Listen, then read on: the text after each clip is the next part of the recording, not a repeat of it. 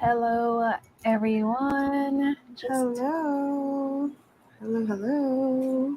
gonna check on YouTube. Happy holidays. Ano, fairy lights. My graduation picture, which you won't be able to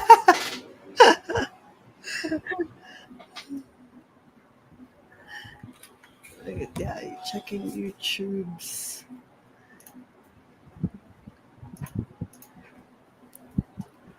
Yeah, I think YouTube is okay. just gonna post. I can't post on Instagram because I'm using my phone. Gee. Well, I don't have a mirror to show. I'm trying the iPhone thingy where you can use the iPhone as the camera for your computer. So far it's working, but it's too HD. It's super clear. Like the It's too comparison of HD. like my footage with yours. It's too HD. Let me post Naman. countdown. Actually, pwede mo na ako mag-share. Mag-stop cam lang ako saglit. Stop cam.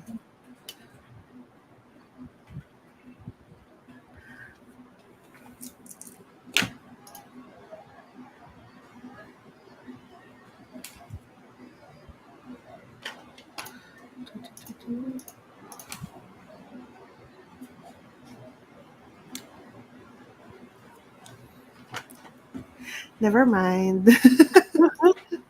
Doesn't I work. realized ko, I realized it's attached to like a phone holder, so I have to remove the phone holder. Yeah, you Blah, have blah, blah. to. Never mind.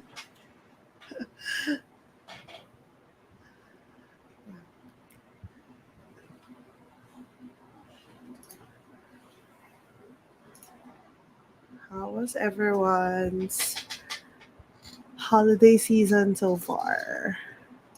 And the Twilight week. Such a And yeah. weird time. Like, I guess especially more so that we're adults. Like, Yeah, and then usually when you're in school you have the Christmas break. So this entire period is like no school, no yeah, anything. yeah, But then with yeah, work you kinda have to file for leaves, play it by ear. Some people are working, some people are on leave. And it's also weird because I work a lot with people in a different country, and they're like in the Philippines we have so many holidays compared to yeah. other countries. So for them, like it's so weird to them that we have such a long Christmas like period break thing, because for them it's just a day, just the 25th, and it's done. Oh my god, And I then for us, couldn't. like the entire week until New Year is kind of like a holiday in a way. Yeah. So they follow the Philippine holidays, naman. No. So it's just that it's kind of weird because we have to like plan for availability of people and stuff. So usually people from the Philippines are not available at all the week after Christmas. So for them, it's pretty much like they can't really work because everyone that they're working with is on holiday. So it's kind of like a holiday for them as well, a bit like slower work pace for sure.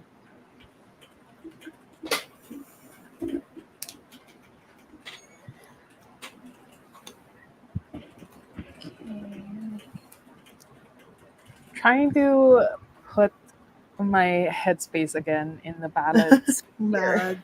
It's like I haven't thought about it. Only yesterday because I I was making the guide the questions. guide question.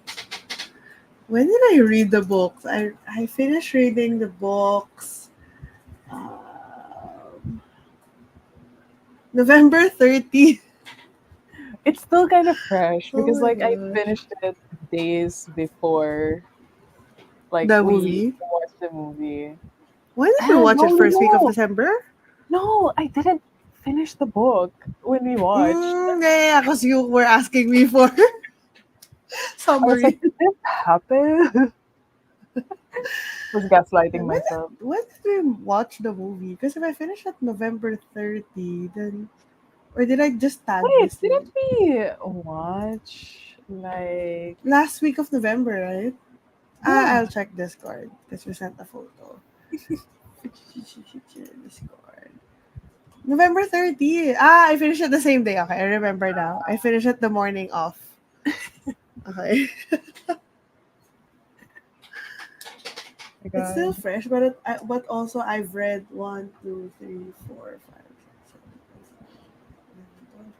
14 books since then. So parang my mind, na I'm already like in the Christmas holiday romance books. My God, I haven't like. I'm trying to see like because there are challenges going out Mm. already, like the one with fully booked. Like I want to do that. they have the Yeah, yeah. yearly like challenges Prompts. thing. Yeah, So I'm like, they've already posted yesterday. So I'm yeah. like, They're. am I I really kind of gonna wanna do try this for the it. sake of a video? Maybe I don't know. Do But it. usually I have a record of like doing TBRs and not being able to like read them. So I'll see you. I haven't. I saw the 2023 one. Siguro mga mid 2023. So I didn't wanna do it anymore. But then, yeah, I saw that yesterday. They posted a 2024 one. I'm probably gonna do like a story graph reading challenge for myself. Ah, yeah, the story graph ones. I'm even doing that before, as in like the one with books and Tala, and even like Yeah, Asian the buzzword. readathon. Yeah, Asian And read I'm one. like, fuck, I can't do that. Like, I don't know. I think I really like readathons. I tend to really enjoy the not really competitive, but like the gamified aspect mm, of reading. So I kind of go crazy on readathons. I think for this month I joined 3 ooh. readathons, but then I would like doubling up on prompts on some of them. Yeah, yeah, So, yeah, but it's just fun like checking off the like bingo cards and stuff. yeah. I remember joining a lot before. Before. It's just I take mood reading to a different level. Mm, Like even if I get excited doing like TBRs and finding the right books for the prompts, I'm like yeah, when it's the hard moment to. comes, I'm like, I Do I don't think really want to read this? So how do you choose the books that you read? Parang you just go through what you have, let's say on Kindle or yeah, library, like and on then Kindle wait on like for what Kindle, speaks to you, yeah, ganun. yeah. I was like yesterday I was trying to pick like the book that I could probably read until end of the year. So I was Mm. like in my head I'm like I'm looking at Illuminate, but I'm like it's too thick. Mm. And then But I it's a was like fast I may read. not. Super Yeah, it fast is. read. It is. And I was like, I'm not in the mood to start a new series, or like maybe I'm not into little fiction, literary fiction right now. Mm. So I'm like, I chose a very short book, as in like a very, very, very thin book. So, and it's a Which one is Japanese that? one. So it's people from my neighborhood. Mm. Yeah, I've seen that Japanese. online. It's weird and quirky, and I like it. So I think I'm gonna be able to finish this tomorrow, hopefully. Because tomorrow is that weird day before like New Mm. Year's Eve, Yeah, and yeah, like yeah, where you can't do anything anymore. It's like the New Year's Eve. yeah, NYE Eve. NYE Eve. Uh, okay, so do you want to start? Some of the questions Yes. here are general, the usual that we've answered before. So the first one is, what are the top three things you love about the book? Bless you. Sorry. The 3 things I loved about the book. I think the first thing is, which is probably controversial, is I really like that it's Snow's point of view. Um,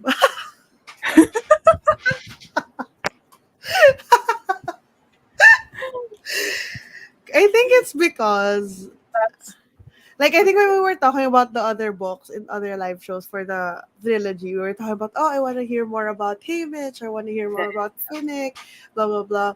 But then when I got to start reading the Ballad of Songbirds and Snakes, I realized how I really like that we're reading from the perspective of someone from the other side of the whole thing.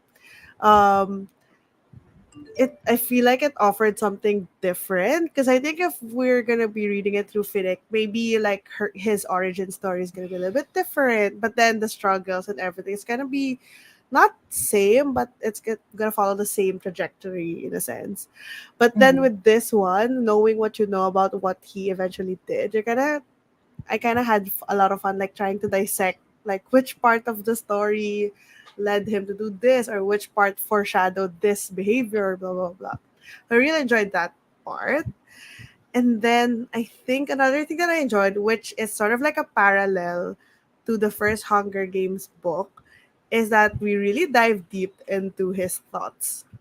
Like I think in the first Hunger Games book, I enjoyed, especially during the actual Hunger Games, where we were really just in Katniss's head, her kind of like paranoia about everything and like how she's trying to survive, trying to like how she thinks of the other competitors, blah blah blah, and all of her like stream of consciousness thoughts. I think we got a lot of that from Snow's POV, and I really liked it because it offered up like a deeper look into him as a character, especially knowing what we know about what he will eventually become. And then I guess the last one that I like is trying to think of if there's anything specific that I. Oh, I like seeing all the way that the Hunger Games develop. Mhm. Like seeing it from when it was just kind of like a gladiator coliseum style. They just throw you in the pit and then just fight it off, and then how the beginnings of the whole mentorship system happened, the delivery system, gifting system within the games, and the whole how it became like the spectacle that it is in sort of present day. So I really enjoyed that. I don't know, controversial take. No, no, no, no, no. It's okay. It's okay. Not kinda, but understandable. Okay, three things. Well, the last thing you said is also one of my favorite things because, like, Yeah. it's very interesting to see Mhm. how the Hunger Games was before. It was, like, it was already considered like high tech at that time, Yeah, at the but not time. to the level of like the 75th Hunger Games. And isn't it pretty ironic that we are enjoying like how the Hunger Games played out and how it was entertaining for us? That's kind of ironic. The second, I think, is the symbolisms of it all. Mhm. Like, there are a lot of, aside from the foreshadowing, it's like there's a lot of symbolisms there. Yeah. Typical of like um a Hunger Games novel, Yeah. like similar to Mockingjay and the three other books. Um, it's just even though we're in the head of snow, it's like very reflective as well. Like when I was reading it, I was like, I keep trying to put myself in his shoes. Mm. Like, sure, I right now I am also kind of um I can avail certain privileges because of where I am in life, whatever, Mm. whatever. But like, what if I was born into generational wealth? What if I was born into a family with like a history, a great history like the Snows? So Yeah. very reflective. Um, third thing I think is the very drastic difference in terms of the writing of Suzanne Collins, Mm. like considering that the books are so far apart. Like, Ballad came out during the pandemic, and Yeah. Mockingjay came out way, way before. Like, I was still in college. And, like, the writing is so perfect when it's written about snow. So Mm. like it perfectly encapsulates how he thinks, his being a morally great character. So now that I've read it again, I've actually rated it 4 stars again, mostly because Oh, I've rated it 4 stars. Before I rated it 2.5. two. Yeah. Okay. 2.5 and 3. Is that the Now, initial rage that it's about yeah, snow? it was like I found it very slow before. Mm. So maybe it was just me that's slow. Yeah. So, so like mostly because of the writing. Yeah. It's Mm. really because of the writing that made me like the book this time around. So yeah, those are the I think three things. just I guess adding on the writing, I really like how sh- I think it's a lot more subtle this time around. Maybe because we're in the point of view of Snow, and Snow is always trying to justify his actions. He's like trying to rationalize things and convince himself that what he's doing is, I guess, for the better or good or serves something more than himself.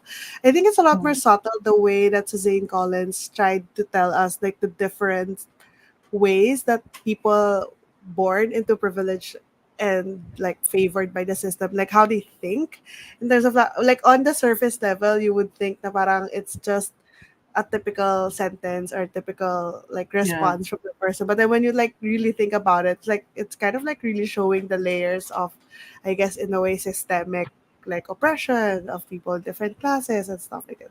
So I think it was a lot more subtle this time around, maybe because we already know that the Hunger Games is all about this class distinction, blah blah blah. Like we already know the theme, but it's just the small like little things that she inserts in his thought process, in his dialogue, that really sort of makes the case stronger in a way. and doesn't like even if we knew that the series is catered to young adult, Mm. Ballad doesn't feel like a young adult Yeah, it for doesn't. me. Like it sounds very mature, especially being in Snow's mind. He doesn't sound like an 18-year-old. I was like, wait, he sounds like he's a college dude. Yeah, So I guess if you think about it, like if you have experienced some sort of like war, and then in a way he and his family suffered through that, as a consequence of that war, whether it was just or not, like it kind of ages you up. Like it's similar to the way how Katniss. I'm trying to remember. Katniss did sound a little bit older, but she was a lot more immature or like emotional in her actions and everything. So I guess maybe I don't know why it's different in that sense, but yeah. But they both sound a little bit older. yeah, true, true. Okay. Trying So to. since we've already said the top three things you love about the book, as usual, what did you least like about it, and if there's anything that you would change given the chance? Least liked about it. I don't know how I feel about the amount of songs in the book. Like I guess I guess after watching the movie, it kind of like you can kind of see the merit of it. But then when I was reading the thing, I appreciated it because obviously there's some like foreshadowing Symbolism, and whatnot, yeah, that yeah, yeah, symbolism in the songs, and the whole concept that like music is something that is kind of like it transcends different classes, because whether or not it's very you're political as from well. the yeah, so I kind of get that, but for some reason while I was reading it I was kind of like, oh, another song. And there's a lot of songs in the in the book. I don't know, that's one thing that I least like. Not that I hate it, it's just that like if I was ranking the things that I like, that's the one at the bottom probably. I'm trying to think of something else that I don't like, because I Yeah, really I really find as like well. the book. What do I Huh. not like? Ah, like Huh. I don't have anything off the top of my head that I would say that I don't like. That's the only thing that came to Yeah, yeah, mind. Like yeah. the songs, I think the as amount of not songs. really not liking something, but more of Mm. wanting more of Mm. this.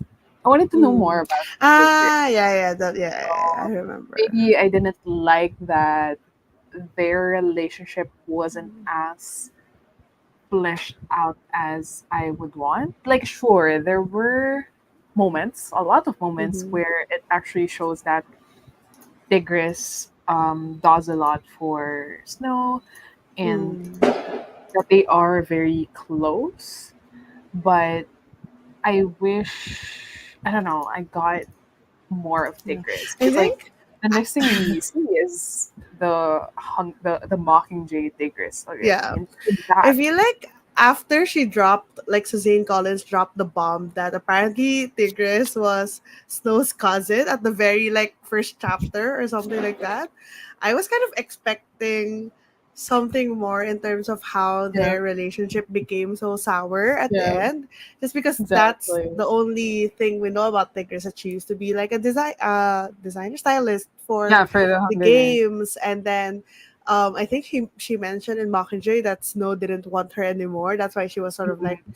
banished out of the games. And Yeah. then you find out that they're cousins, and they're practically like brothers and sisters Family, in the way that yeah, they in exactly. the way that they in the relationship. So I'm like, what happened here? I mean, you get glimpses of it, how kind of like the way that Snow was going in terms of his ideologies and his actions, how it was off-putting to Tigris, and how Tigris saw that he was changing and becoming like a person that she doesn't want to be with. They kind of get that a little crumb of like what happened, but I kind of wanted the drama. Like I Yeah, wanted, is there exactly. what event, like even like an epilogue, maybe like an epilogue of like what happened that caused them to like completely emancipate themselves from each other.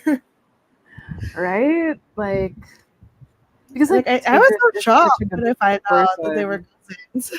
I feel like Tigris is actually, I have some questions related to Tigris and Mm, stuff. So, but okay. Tigris seems like a very good person, and like it's such a contrast with how Snow Mm, is that I'm like, I really want to know more about this two and why they are so close and why they aren't anymore. yeah. I feel like it's Because Snow's fault, as always.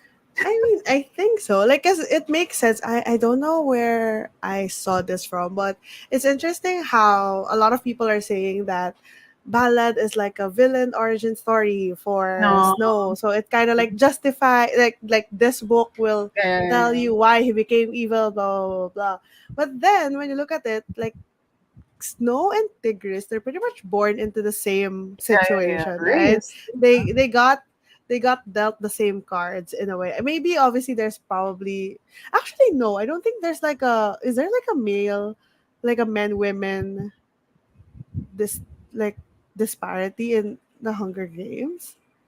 Like I'm trying to think, because we have like female students, you have female teachers, you have, so I feel like maybe that's not like a big thing. Anyway, but you see that they're dealt the same cards, but then they end up so differently. So it's not just because they have the same experiences that you're gonna turn out like as an evil person. It's still a choice that you make. So that's kind of like I really like that part about Let like me check having my Tigris in the book question. kind of shows that. Maybe you just answered that. Well, we'll just go through that Well, again. yeah, we'll unpack later. Yeah. Okay, the next one. What are your Oh, favorite quotes from the book? So for sure, we have yeah. highlights. Yes, I have. I Yeah. just opened the Libby app with the highlights. I'm just like checking which one is my favorite. Oh, this one is, well, I guess it's a quote from the book, but it's kind of like a thought that was presented in the book. So I think in this scene, Snow just found out that the tributes, while they were like waiting for the Hunger Games to happen, they were like starving. Like they were not given any like decent food. So a lot of them are getting sick. And then he was thinking, if starving to death was a natural cause, he wasn't. He was thinking to himself, is starving to death a natural cause? He wasn't entirely sure. Was it natural if hunger had been used as a weapon?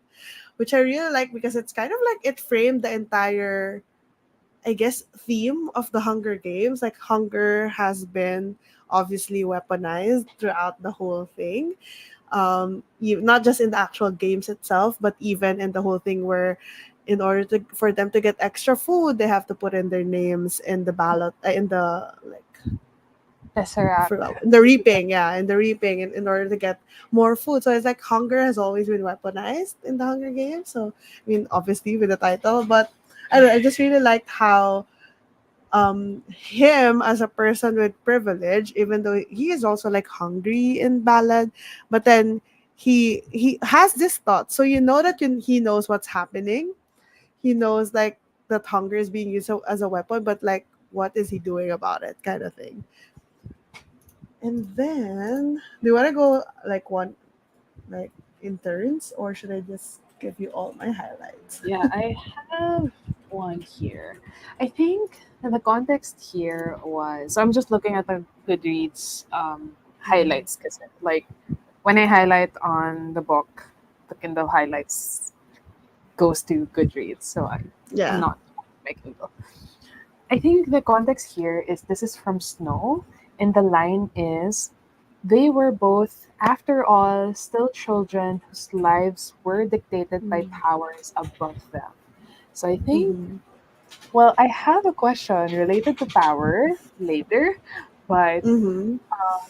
I think that's such a good way also to summarize the book and the series in Yeah. general is that it's about power and control by whoever is above you, whoever is more powerful than you. And in this Yeah. case, at this point in time of Snow's life, um, there are a lot of people who Yeah. is more powerful than him. And it's Yeah. just a very interesting line to me because he acknowledges that he is just as powerless as, Yeah. well, at some point powerless as Lucy Gray. Yeah. I think yeah, I really like that. I think one of the things that I also highlighted this was towards the end of or like the chapter where he was now like in the peacekeeping military thing, like he was already training as a peacekeeper, and she like so this is after the Hunger Games and everything. So he was thinking about Lucy Gray and how Lucy Gray is now not in the capital but back in District 12, right? And then he was thinking, he found his thoughts fixating on Lucy Gray, wishing he could see her or at least talk to her. Um, It seemed a waste to be on guard, where clearly nothing ever happened when he could be holding her in his arms. He felt trapped here on base while she could freely roam the night. In some ways, it had been better to have her locked up in the capital, where he always had a general idea of what she was doing. So he was just thinking this in passing, like on the surface level, you're kind of like thinking, oh, he loves her so much, he misses her so much, like he just wants to be with her, like he wants to like stop doing this pointless guarding thing that he's doing to be with her. But then if you unpack that, like he's basically saying that he doesn't trust her and he needs to see her at all times, like be in control of her at all times, and he prefers it when she's subdued within the capital. So at least like she knows that he knows where she is anytime, what she's doing, and that he is kind of her only, I guess, lifeline, savior, or whatever. Whereas now she's like free to do whatever she wants. And I'm kind of like, oh, this is like the good Suzanne Collins like writing and just giving you subtle hints of where yeah, Snow is at with his mindset. Because this was just like in a long thought process of how he misses Lucy Gray. And I'm like, oof, I really like that. Like it's not a quotable quote, but it's kind of yeah. like a part of the text that really stood out to me. Yeah, I highlighted that one too because like it just shows you Snow is all about control as well, even Yeah. to the people that he apparently loves. Yeah. So the line that I have here, also not as hard hitting, but I like Mm. that it's a foreshadowing quote. Mm. This was when they were talking about the Mockingjays. So the lines are, they seemed rather interesting from a standpoint, but something about the Mockingjays repelled him. He distrusted their spontaneous creation, nature running amok. They should die out and die out soon. So just a foreshadowing that he Mm. hates Yeah. Mockingjays and it apparently is his demise in the end. Just really, just really good. Just a really good part of the book. I think for stop, stop giving a thumbs up. No. I know Yeah, I think it, I highlighted that too, like a portion of it. I think the last thing that I wanna share in terms of highlight, because everything else is just a bunch of like random information stuff, not really quotable quotes. But the last thing that I highlighted is a phrase. But the whole thing is, I think this was when they were. Yeah, okay. This was after the whole thing happened. Like Sejanus was dead. He was Mhm. adopted into the family of Sejanus. What's her last name? I forgot. What their family, like he was adopted into their family, Flint, and Flint, then he was, yeah, Plint. He was adopted into the Plint family, and then he was in this train, like in the hovercraft going to District 2, and then he was just thinking that he, like after the whole ordeal, obviously he was a bit shaken up with the whole thing with Sejanus, with the whole thing with Lucy Gray. But then he was thinking that he is right now, because he's like living the life with all of the plinth money, that he is comforted by comfort. So I feel like that phrase, comforted by comfort, is such a, like it's such a powerful phrase in a sense that, yeah, it makes sense. People who have privilege, who have the means, if they need like if they need to feel better, they can just seek comfort in the form of like a good drink, like a mm, good, I don't know, vacation, or sleeping in a very comfortable bed, having a spa day. But then people who don't have those privileges, like for example, if you're from District 12, if you need comfort, there's nowhere you can get it. Like you can't just take a day off to be comforted, because you can't do that. Like you're not gonna have any food to eat. You're gonna get even more stress. But yeah, then people with privilege, such as him, like they can just take it easy, take a chill pill, and then they can feel a little bit better, so they can tackle their bigger problems. But yeah, then other people don't have that luxury. So I think I just really like that, like super subtle like phrase, like towards the end of the book. Like I guess this kind of like sets the tone for what Snow is gonna be like as well. okay, so I have no more lines on my side. Mm-hmm. Like I did underline a lot of lines, but I think those that I've said earlier like perfectly Yeah, summarize the most it. hard hitting ones. So off to the next one. Do you think the prequel added anything substantial to the whole series, and how? I think it made Snow a much more, I guess, good villain. Like good, not that he's like a good person, but like good in terms of like he's not a caricature villain, where he was just the face of this evil thing called the Hunger Games and society and whatever. But he's kind of like a more well-rounded villain, where it's not just this random set of hardships that he has had to endure that made him into a villain, but then it's really more of like a, he was really at the line, and he was like making choices that would put him either to the good side, the Yeah, villain side, and he made those choices. So him as a villain is a lot stronger because of Ballad. Like I am not on the camp where I felt like sympathy for him, or I felt like, oh, he's just like a wounded soul, whatever, blah blah blah. That kind of like diminishes his villainous in the Hunger Games trilogy. But rather for me, it like made him a much more stronger villain, because he is like touted as like this very very evil person in the Hunger Game trilogy, but then in a way it wasn't really explored in the trilogy. Like you could just think that, oh, he just inherited the system of like the Hunger Games, so obviously he's evil, blah blah blah. But then knowing his backstory, you know that, oh, he really did make those choices himself. Yeah. Like these are the consequences of Yeah. his actions.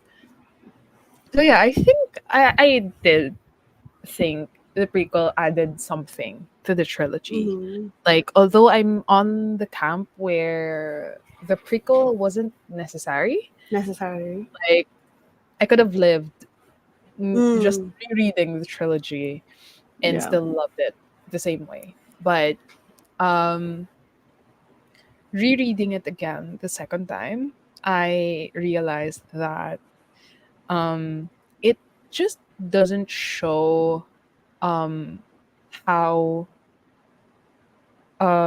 Snow came to power, like ish, Mm. but it also shows how the capital was, why it was shaped up the way it is Mm. Yeah. during Candace's time.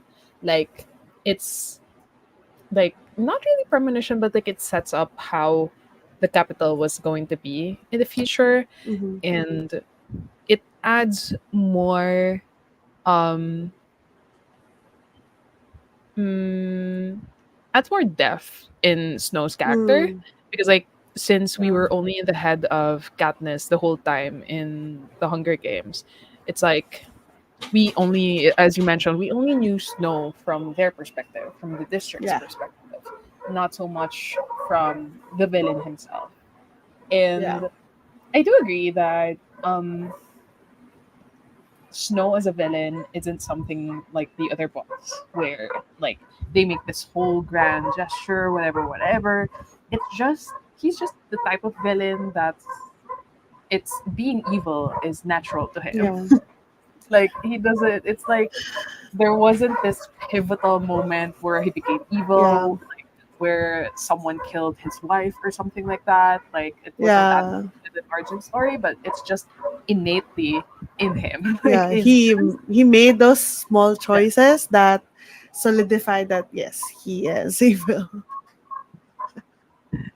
I I think when you mentioned the yeah. capital, I just like I remember thinking how when I was starting reading the book, I really liked how in the whole Hunger Games trilogy, we saw the capital people, like the I guess the regular people in the capital, very frivolous, like very in a bubble, doesn't know anything about like what's happening in the districts, blah blah blah. Hmm. But then when you see like the capital people here, they actually like they know because they are just fresh off of the war that Yeah, yeah, like yeah. started the whole thing, the Hunger Games and everything. So they kind of know what's going on. They kind of know the unrest in the Yeah. districts. They know what's like. They haven't been completely, I guess, brainwashed of all of it. But then they still, a lot of them still sort of saw the suffering, saw the injustice, and then still looked the other way.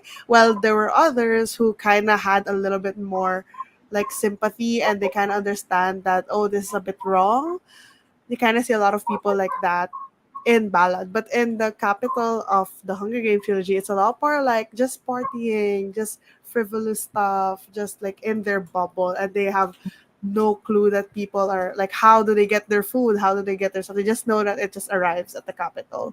So I really like sort of like that juxtaposition of those two different types of capital people. Like I kind of feel like knowing what's going on and then choosing to ignore it and stuff is a little bit more evil and heinous than like Yeah, being because born into conscious the bubble choice. and not knowing anything better. I mean, obviously it's still your responsibility to know, but then it's kind of like that juxtaposition. I really like that in Ballad. Yeah, I'd like to assume that information or like historical facts about like what happened in the earlier days where what do you call this weren't as accessible to I'd Yeah, like to assume that like because like yeah, if you knew as a capital person of like what really happened before, I feel like a part of you would be yeah, like imagine if like Katniss's prep team like yeah, knew the full history of like things before they Because actually then, had yeah, parties like this. like would they still be Yeah, taking part in the games? Like I think of in the Hunger Games trilogy, we saw them start to learn the things that actually go on while they were attending to Katniss, and then we see them sort of like start to realize, oh, there's something not right yeah. here, even though it's hard for them to really, I guess, articulate and understand in a way. But then you see that because they were exposed to it, they have like emotions. They're not just like this sort of frivolous capital people who know nothing. Okay, so the next question is, why do you think Madame Collins picked snow as a focal point? Mm. Like, in my head, when I was thinking about the questions, I'm like, even years after, like, Suzanne could have written a short story collection, like Mm. for the Hunger Games, where it comes from the different characters and the different points in the whole Hunger Games. Yeah. But I guess I'm also trying to ask myself this, like, why did she choose Snow? Mm. As could have been a different character who's Yeah. also equally morally gray, could have been high bottom, Like a or game could have been maker or good, something. Yeah. could have I been Snow's think. dad, like Yeah. even that far out. Yeah. I think obviously there's this whole thing of like perspective of the villain, but then you're right, you could also choose like a game maker or maybe Effie, like somewhere Yeah. like she's not completely a villain, but then she's on that camp, especially at the beginning. But I'm thinking this book came out in the pandemic, so it's been written like a couple of years prior. So I'm like thinking, was Madame Suzanne Collins inspired by real life, like the climate of real like the real life at the time, like how um, people who are coming into power, like as presidents and whatnot, they're kind of like they're evil. They're kind of like villains, and it kind of like maybe she was asking, like this is all obviously conjecture, but they're kind of Yeah. like just maybe asking, like what does it like? How does someone turn up like this? How when there's like true crime things, like true crime books, and they're always trying to Documentaries. ask the question of like, did something happen, blah blah blah. But then I Yeah. think she wanted to make the point that it's not always the Yeah. Yeah. case. Yeah. Yeah. Like sometimes people just make the choices, like people are presented with the reality, the options, and the privilege to choose, but then they still choose the wrong side. And Mm, it's their choices. It's not something that just happened to them, but it's something that they pick. And I think she really wanted to explore that, because in the beginning of the book there's like a bunch of um quotes from classical texts and stuff of like philosophers and whatnot that talked a lot about like nurture versus nature, like the whole thing, like is who you are, is it like something that is nurtured, or is it just your nature, and that kind of like, I guess, debate. And I think she wants to try to make a point that it's not all like it's not always just something that happened to you, but something that you are not really born with, but more of like something that you consciously chose yeah. throughout Yeah. like time and stuff. So I Maybe think both I nature think and that's nurture. yeah, as I think that's like a compelling reason to write, to pick Snow as a focal point. I mean, obviously, I don't know when she started writing the book. Like, I haven't really watched any interviews or whatever. So I don't know when she wrote the book, but I don't know. I like to think that maybe she was kind of inspired to write this, because you did mention that it's been a long time since Yeah. she Yeah. Yeah. last put out like the final Hunger Games, and then suddenly coming out with this. So I don't know. Maybe she was inspired by real life. I think. Um. I think I'm not um now, at least that I've reread it, because like my initial reaction when this came out, well, aside from pre-ordering it because I'm still excited about new material, um my initial knee-jerk reaction was that, why snow? why Snow? There could have been other characters, whatever. Yeah. But now that I've reread it, I think knowing how Suzanne writes, Mm. it's not. I'd like to think that's not a money grab thing, where Mm. other authors of like other series could also do the same, Yeah, especially like with it's not like a milking the successful, yeah, series. with a Yeah. super successful series. But at least in this case, it made sense when you read the material, because like, even though it's kind of like cheesy and corny if you initially think about it, like, of course it's gonna be Snow, it's gonna be a prequel about Snow because like he's the villain of like Yeah. the Hunger Games, whatever, whatever. But knowing how Suzanne writes and knowing that she could pull it off, um, it works that it comes Yeah. from the evil side. And it has to be with Snow because like he's the president for the Like longest the time. yeah. He's like the face of the villain. Yeah, exactly. And I think like it's been a while, like I don't know, like a decade at least since she wrote the published the last Hunger Games trilogy. So I would think Mm, that if it was like a money grab, she would have done it sooner. Like it would have been something that she would have done sooner. But then reading the book itself, you know that she had an idea that she wanted to explore. Like she had sort of this concept of nurture versus nature, and then she had the perfect character to sort of explore this idea with. So it kind of in my head as I was reading it, it kind of made sense that she would pick Snow for this. Um, and it didn't really feel at all that she was just milking it, because it was like she made a lot of really, like she asked a lot of really interesting questions. Like it made you think a lot, like made you question yourself and yeah. whatever. So it's not like she just like, oh, let's just write a sappy, like if it was a money grab, she would probably just write like the typical villain origin story and just be done with it, right? But it Yeah, so she felt a could have lot written more it than the that. way that the film went Yeah. by. That way. You know what I'm saying? Like that was Yeah. the emo sad boy origin Yeah, story of the film. But that that we would thought be you for was later. already. Yeah. The next question would still be about Snow, which we already had mentions of Mm, earlier. Do you mm, think all of Snow's actions have innately evil or selfish intent? Dissect this morally gray character. mm. When I first read it, I think I messaged you like very early on. I was thinking, oh, I really like how she's going about this whole thing with Snow, and it felt like kind of like making fun of Snow, like not satirical, but more of like just poking his character and showing that he's not actually really this. He portrays Snow portrays himself as this woe is me, I'm a victim also kind of character. But the way that Suzanne Collins write it, it's kind of like she's saying that, oh, look at him trying to feel sorry for himself, and it's actually like making the choices to be a bad person kind of thing.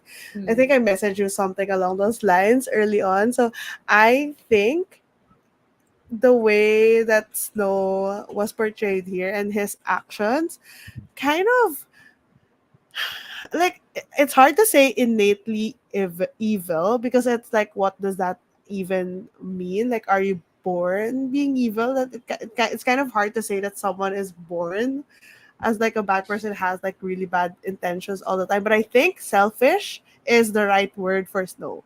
Like you can be selfish and still choose to be a good person. Like you have selfish tendencies, but you still can choose to be a good person. But I think with mm, him, his selfishness led him to like choosing, I guess, the wrong side every single time he's presented with the options.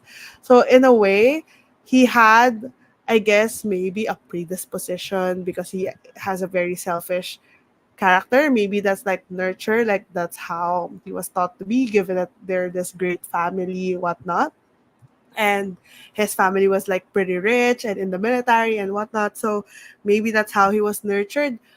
But he made the choices to go to that route. Like he knew his selfishness. He wasn't like blinded by things. He was actually very aware of everything that's going on, and he still made those choices. So I think like I would have to say like selfish intent, and then he made those choices out of that selfish intent. Okay, Because I feel like in so a way, Katniss is he also selfish, right? and Like, am I still here? yeah, you're frozen, but I can hear you. You're frozen. Oh, yeah, you Am moved. I here Yeah, again? yes, you're back. You're back. Okay. I think I was mentioning that Katniss was also, we talked about this, and Katniss was also selfish, but she went Mm. But in a along different the way, route, right? yeah, route of like choosing, acknowledging that she has selfish intent, but then choosing to go about things in a like good way. Okay, so at least for these questions, um, it's not looking at it now. It's not like a black or white thing where Mm, you can just answer that. Yeah, Snow is Snow is evil or Snow is 100% selfish because um, I think people are naturally selfish, just mm. in different ways, just Yeah, different in amounts and yeah, different amounts, different times, different reasons.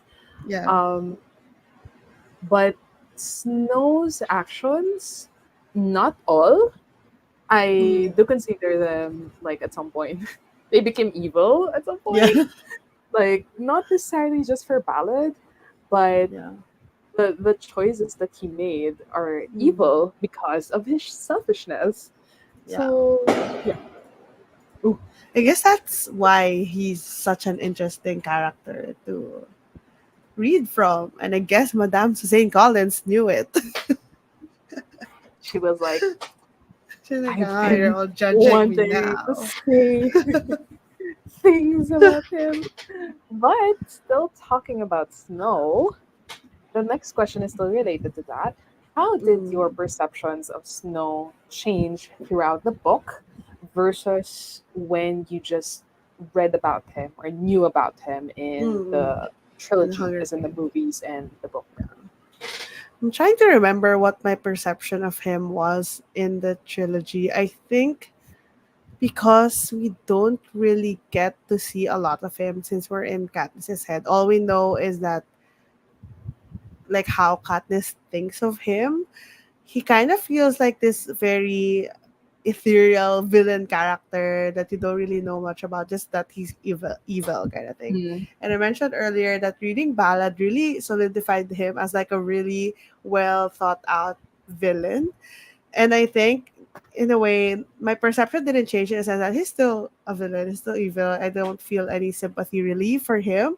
I mean, I guess sympathy in a sense that he could have made different choices in his life, but he didn't. But not that, oh, he had a hard life, so I feel sad for him kind of Yeah. thing. Ooh, So yeah. my perception my perception didn't really change. I still think of him as the evil villain that he is. It's just more of like I have a better understanding Yeah. of how he came to be. Understanding says that I know what happened, but not that I understand that he did what he did.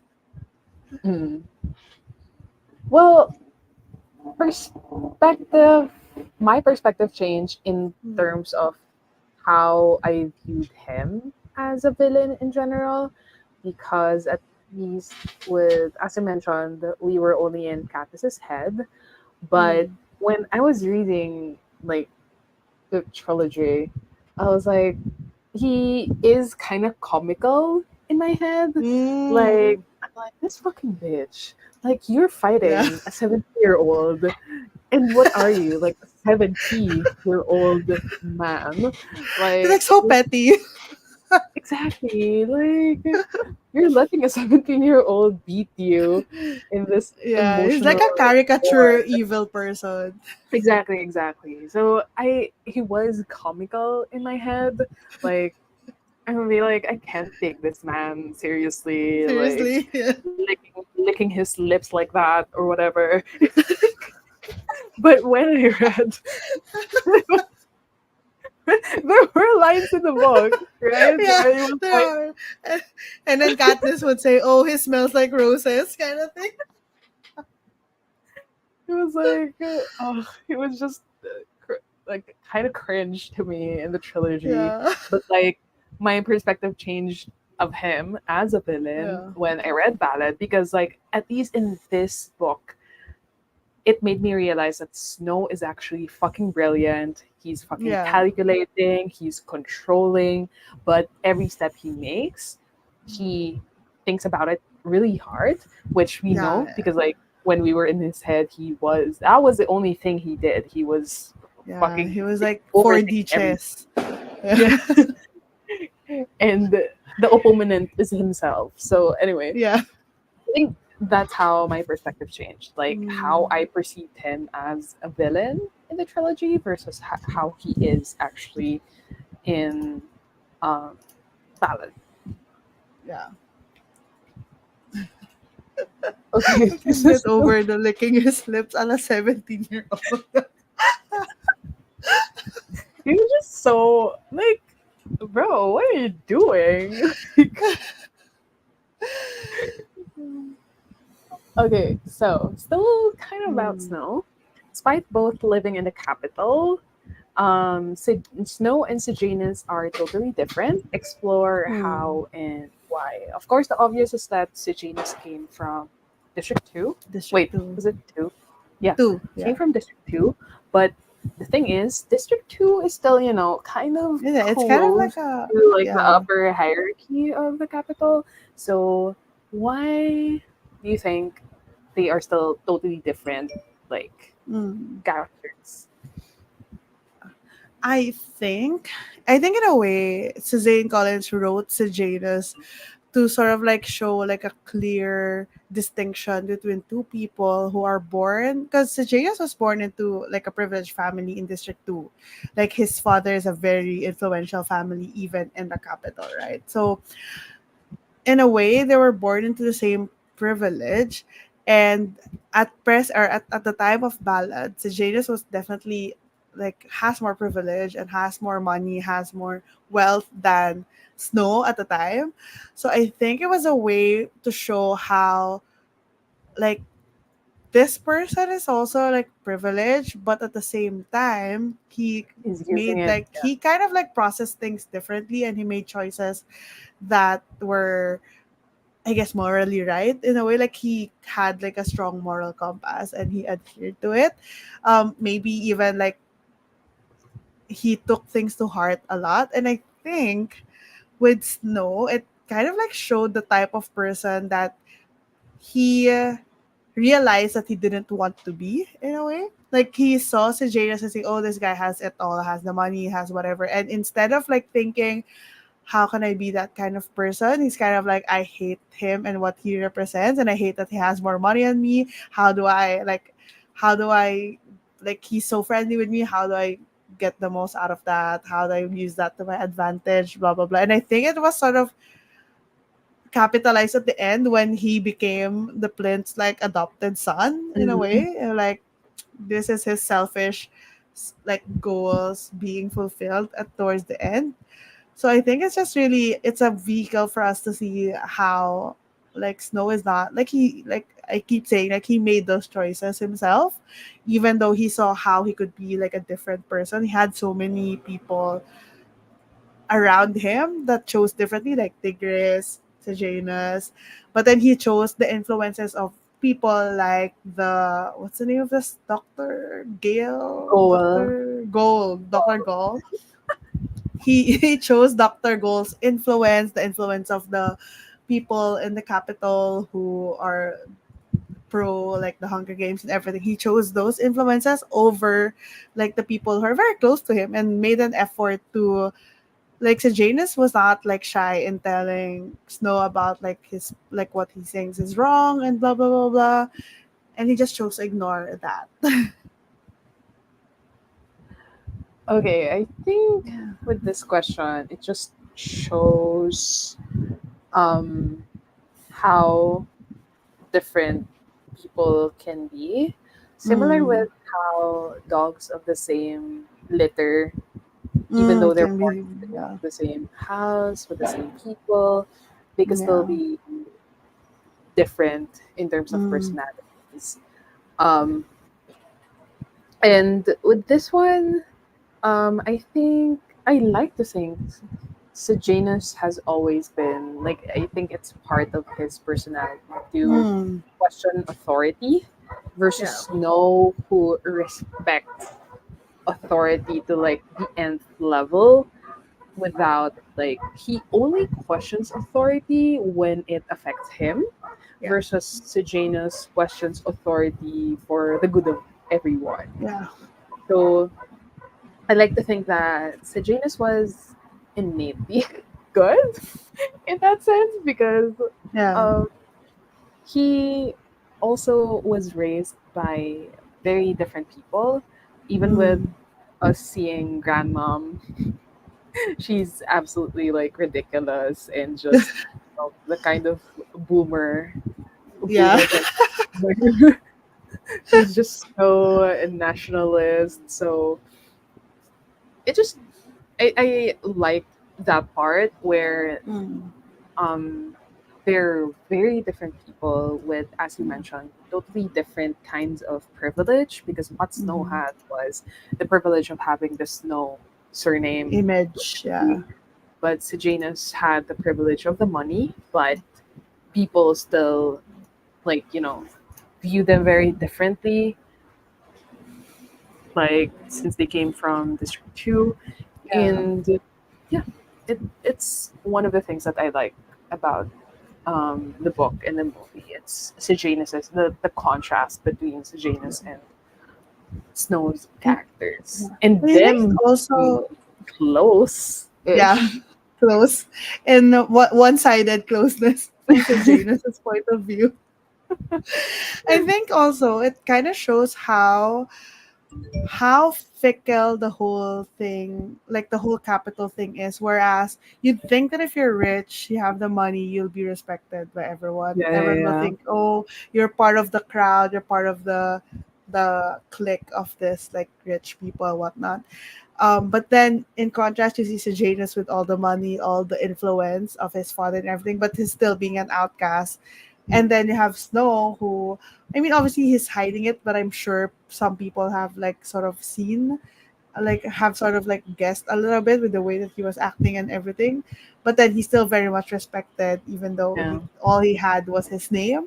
So it just goes to show how this whole capital being superior thing is just built on like very frivolous things, and it's Mm. not really about money, it's not really about power, but it's really just, just who, like, it's just a group of friends from the past that end up, having descendants and telling them that they're like elites and whatever, blah blah blah. Yeah, It kind of just shows that it's not really just the money.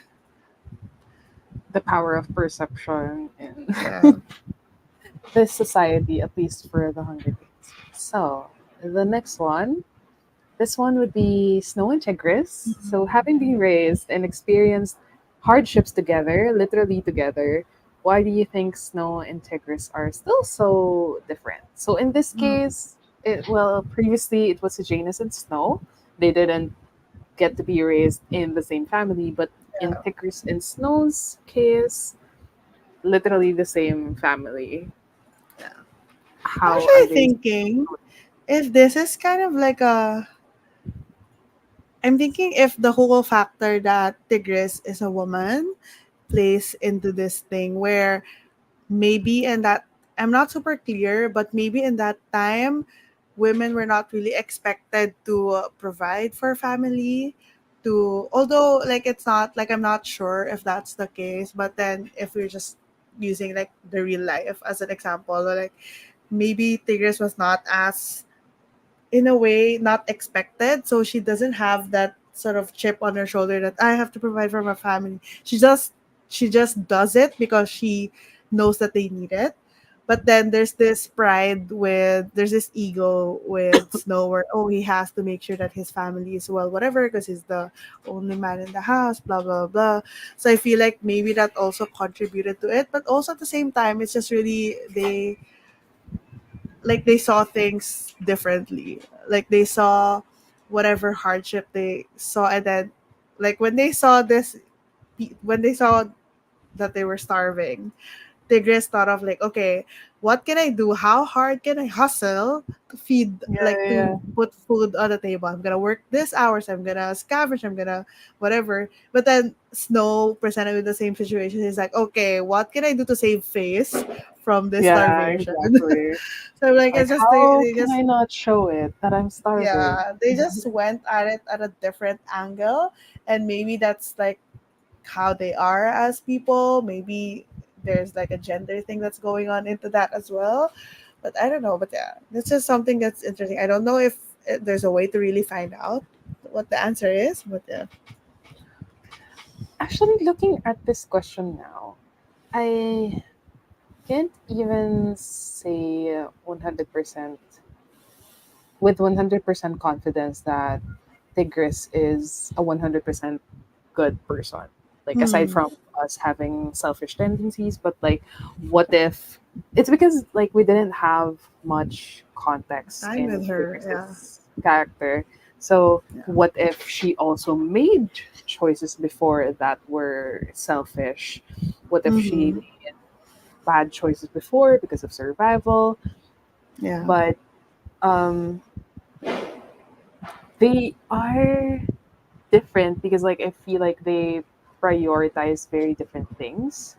I Mm-hmm. agree with your point where Snow is more selfish and more worried about how it would look like about Image. other people, whereas Tigris is just worried about themselves, like how Yeah. they are gonna survive another day. And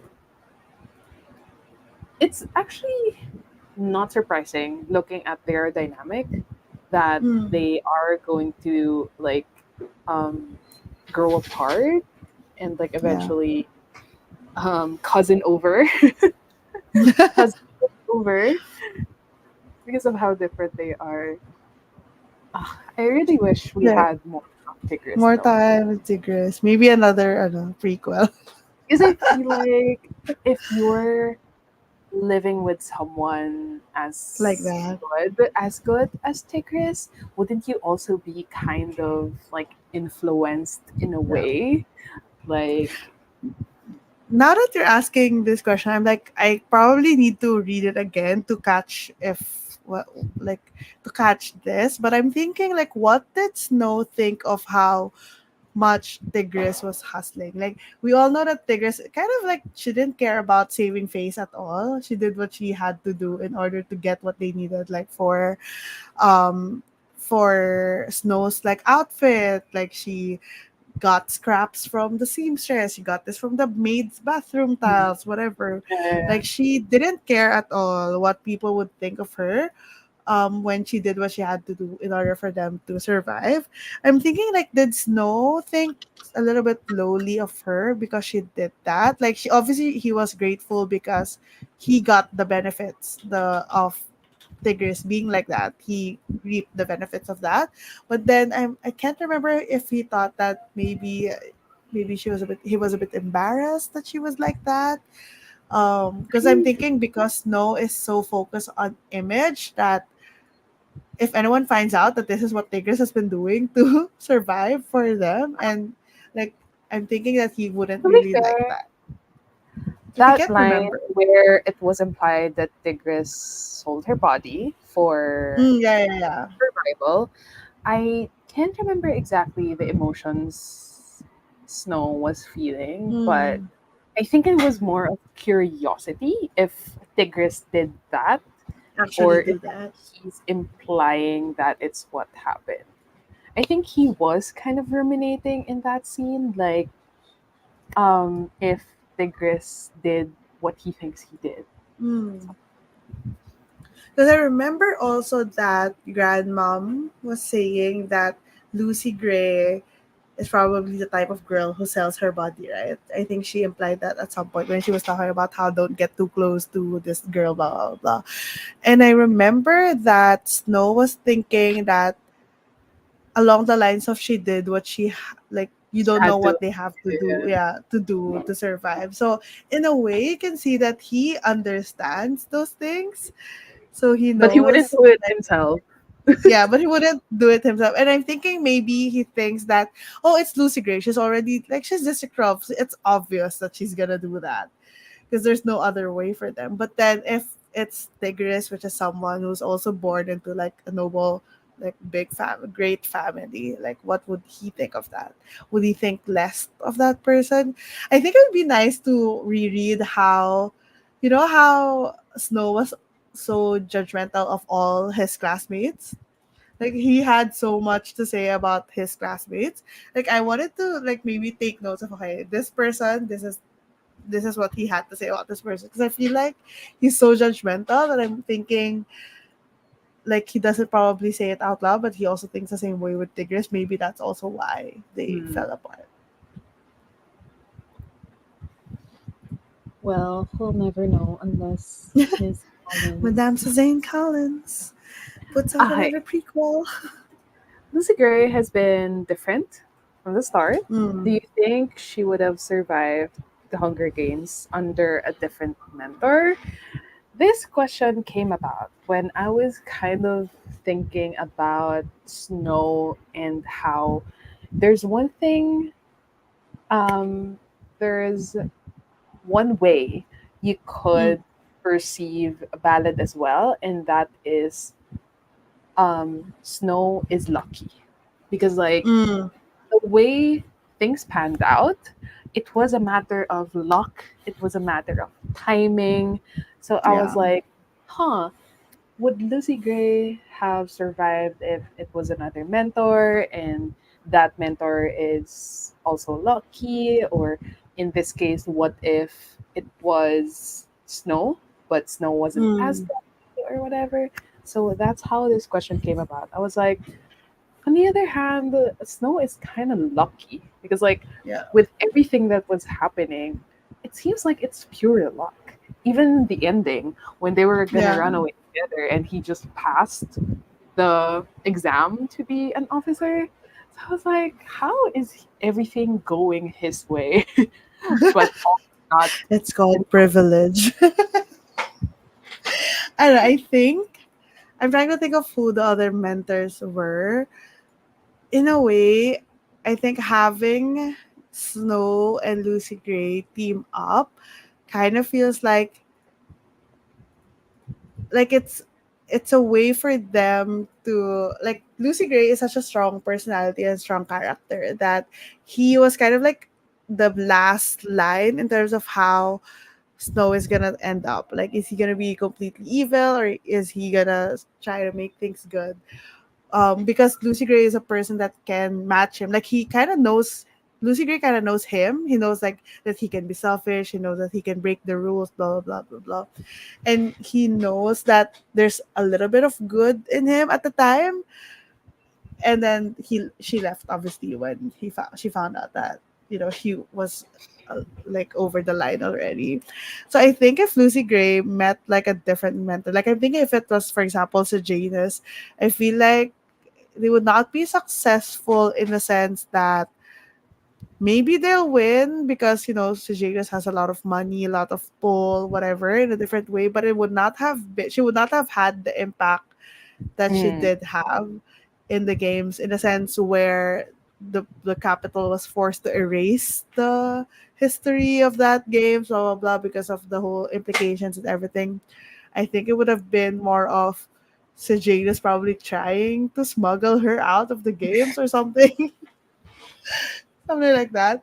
And then with the other mentors, like there were some of them who were kind of leaning a little bit more sympathetic to their tributes, but I feel like that would be the end of it. Like they won't go over the line. They won't try to help the mentors, get them food, give them an edge in the games, whatever. They were just, oh, it's sad that she's not strong enough. Oh well, kind of like that. yeah. And then there are some who are just don't really care at all.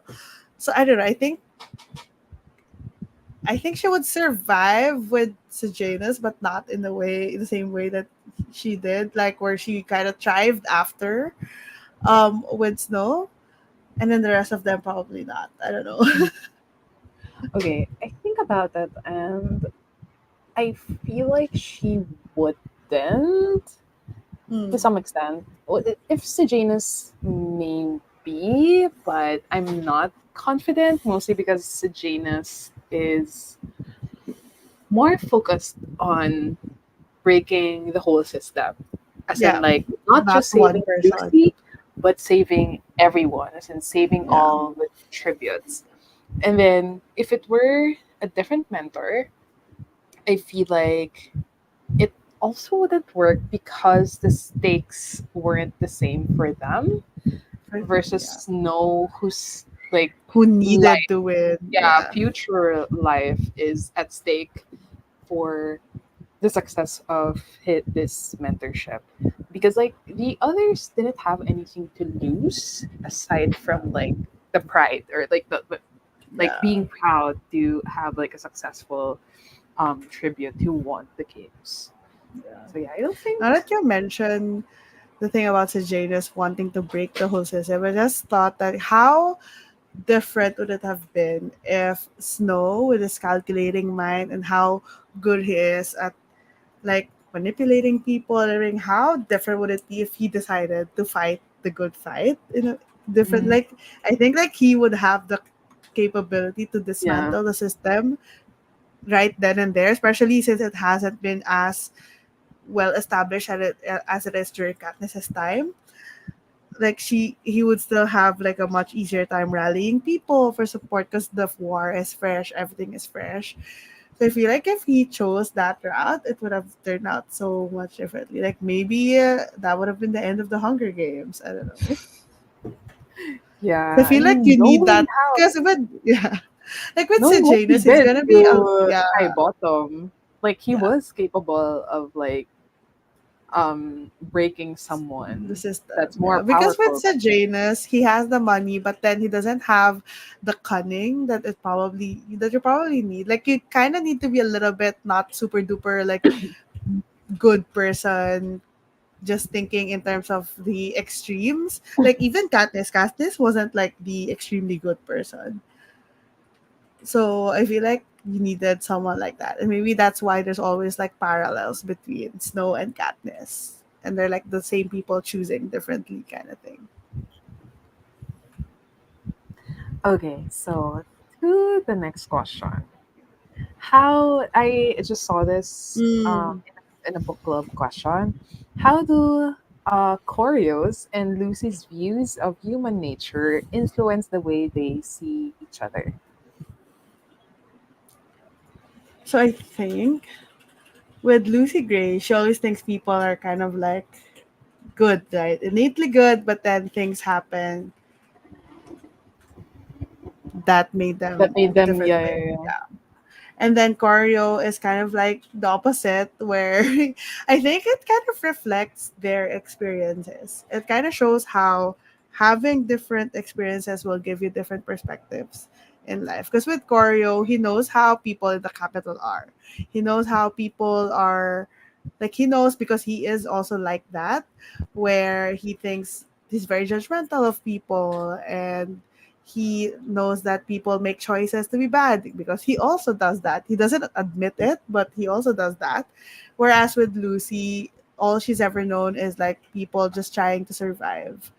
And with that, you think that, oh, people have just been dealt this hand, and whatever they do with it, sometimes it's just because of like they have no choice and whatnot. Yeah, yeah, But then they come from different backgrounds where Korea has a lot of choices, a lot of yeah. options. Whereas Lucy, everyone that she has ever known, never really had that many options.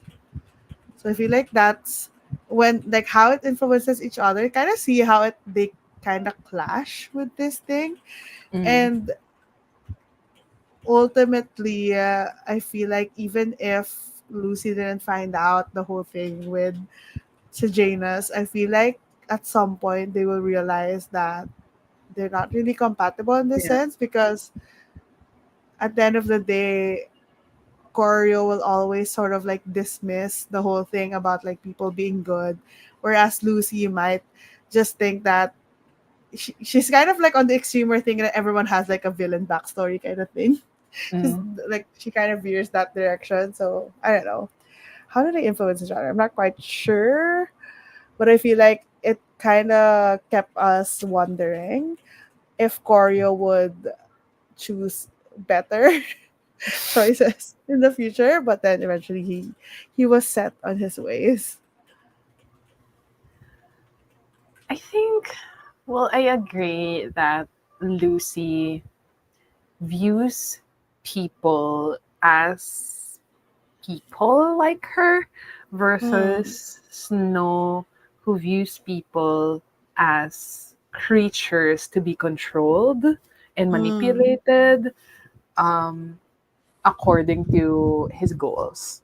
yeah. Like, that's mostly how he views people. And I think that was really reflected um, very well based on his choices and based on how he views, like, how he thinks about people.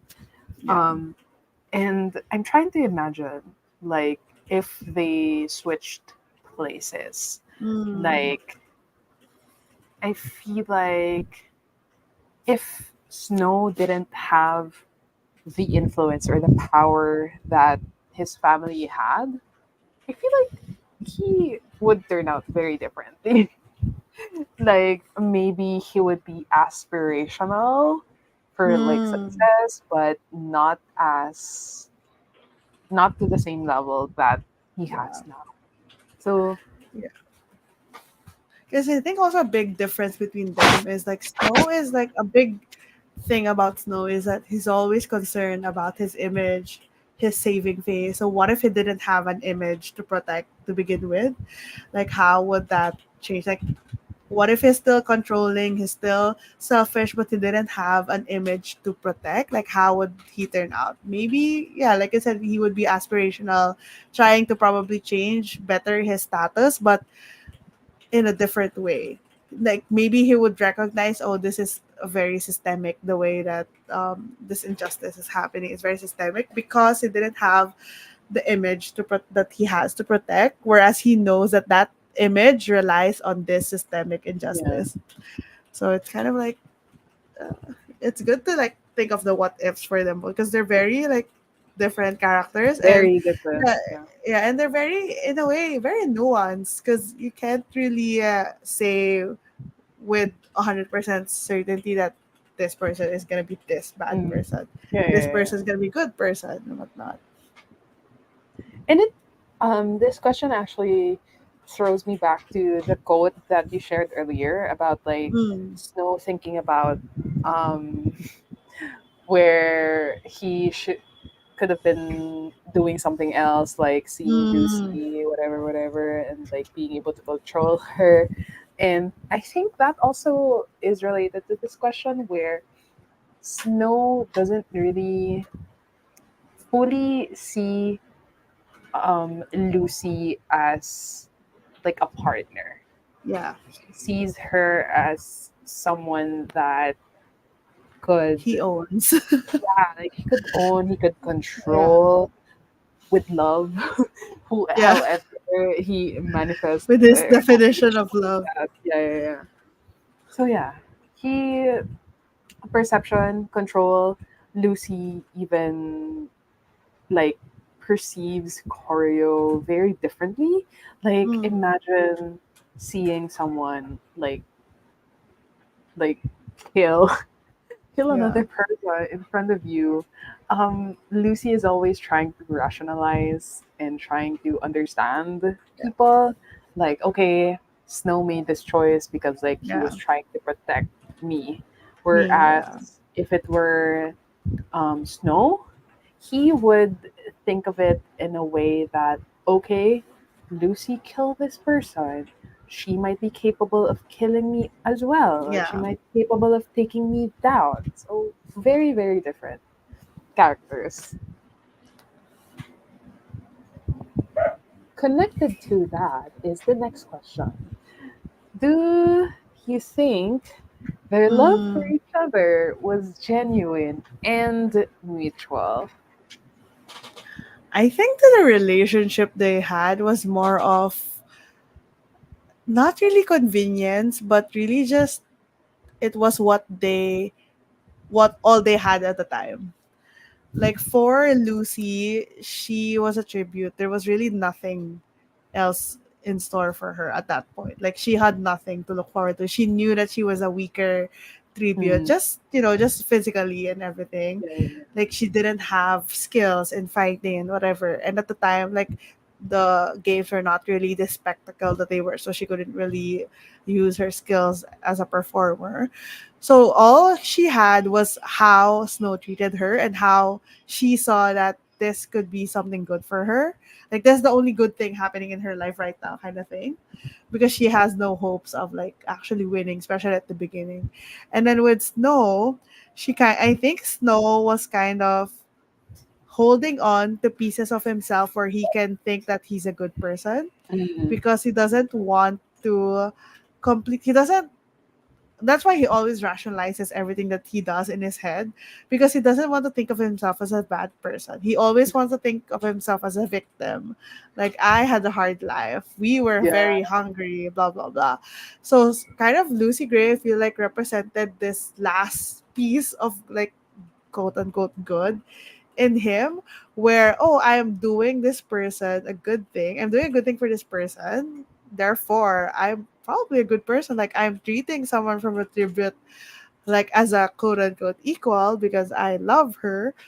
So I'm a good person. I'm not this evil person that people are portraying me to be or this calculating manipulative person. It's kind of like him at war with himself, I feel like. So I don't think it's genuine in a sense where they actually had care for each other, but it's more of like they found each other at a time where they only had each other to like look forward to or Rely something on. like that. Yeah, to rely on. And I guess it played to both of their needs at the time.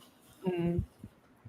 It's Yeah, mutual I in a wouldn't. sense that they needed each other. Yeah, Whether exactly. that need was because they love each other or not is a question. Yeah, the feeling was mutual, but the feeling Mm. wasn't love Love, exactly. yeah, exactly. Like, um, I well, if we're talking about mutual understanding, mutual like reciprocation, Mm. whatever. Um, it was mutual, I think, but Mm. in very different Different reasons, ways, yeah. in different ways. Genuine, I think, at least on Lucy's side. Like, I'm Or not maybe trying to they hate think on. they were genuine. I guess in their minds they Like, were genuine, yeah, yeah. But then if you're because like an outside we're reading it person, from yeah. Snow's So we kind perspective of and know how she everything, treats yeah. him. But So in their head they're genuine, probably. yeah, like genuine in how they express it. Mm. Like, with Snow, really, I can't say. Like, I think he was just attracted as well to Mm. something different, Different. something that defies um, everything that he lived for before. Mm. Like, Yeah. I think it's attraction and like not love, but affection up to some point, but not love where we define it as like whether you see this person with you in the future, but Yeah. then Snow does think of the future, but he thinks of it like in a very, questioning way. Like, okay, I try to imagine the life without the capital, the life where I don't Mm. have to worry about what we eat today, whatever, whatever, because we're surrounded by nature, whatever. But even that, like, because at least with love, if he was truly in love, I feel like he wouldn't have those types of questions. He would Mm. have a different one. Yeah. Like, would Lucy want to have kids with me, or like, where could we possibly Mm. live, whatever, whatever. I feel like with the way I define love, the questions he was asking himself would have been different. I think it But all goes back to how selfish he actually is. mm, Because all, even when he was thinking about running away with Lucy in that scene, he was thinking of how it would be inconvenient for him to spend the day fishing just to eat food, how it would be something that he was not used to. He doesn't really want to do it, but he never really stopped to think, is this something that Lucy would want to do? yeah, Or is yeah, she going to be happy if we do this? Blah, blah, blah. So I think it just goes back to that. Like, a little bit probably also of how you mentioned earlier how he views Lucy as like a thing that he person to owns. control. Yeah. Yeah, so he kind of is thinking, oh, this person is mine in the literal sense. Like, I saved this person. I'm the reason why this person is still alive because I helped her during the game. So this person is mine. This person owes her life to me, and I'm doing her, I guess, the Favor. honor of Yeah. spending the rest of my life with her. So I get to like I get to be selfish because I did all of these things for her, kind of thing. Mm. So no, it was not genuine, but it was mutual. Yeah, it was mutual. It wasn't love, but it was something. It It was was something. something. Okay. Speaking of control, how do you Mm. think is power and control wielded by the different characters and institutions in this Mm. book? I'm thinking of Dr. Cole.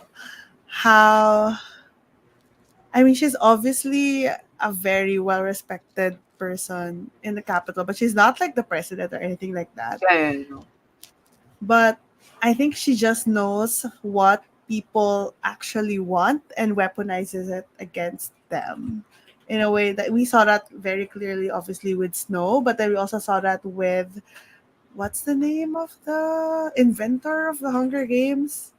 Well, it Uh, was Dean Peter Highbottom, but it was Dinklage. actually the dad. It That, was yeah, no yeah. dad. So with High Bottom, he knew that, like, he kind of weaponized that. He knew that High Bottom didn't really want this thing.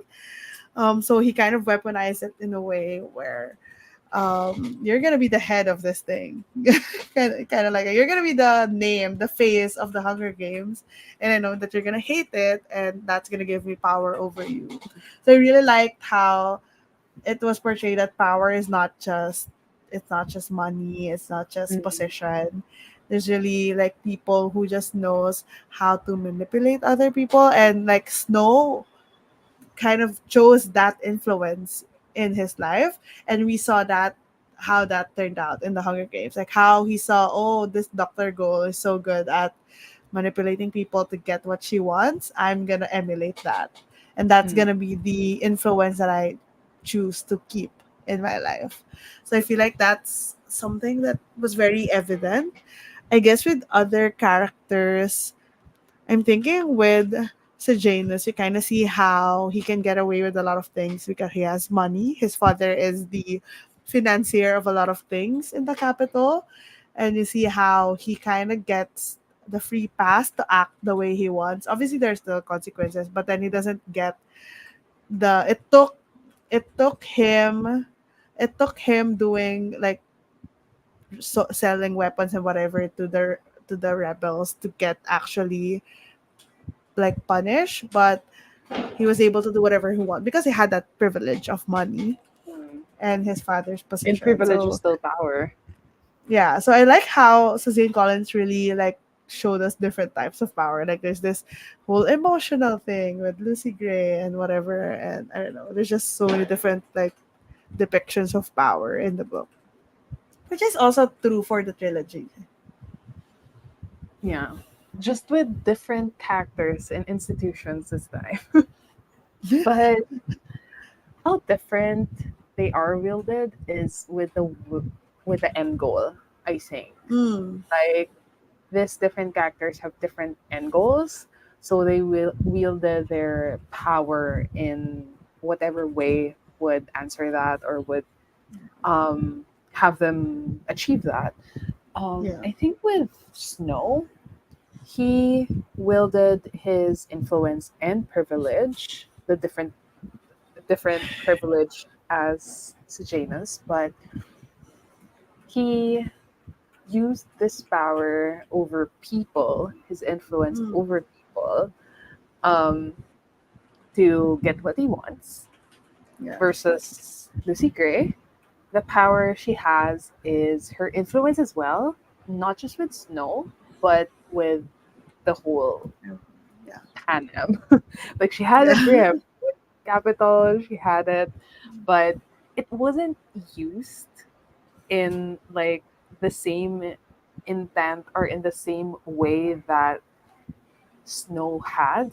Like Mhm. imagine Lucy Gray's influence with that one, and Snow had her kind of influence where Yeah. of course he had it when became president, but Yeah. like imagine in this time of his life if he had that kind of influence over the capital the same way that Lucy did, I feel like would have been different.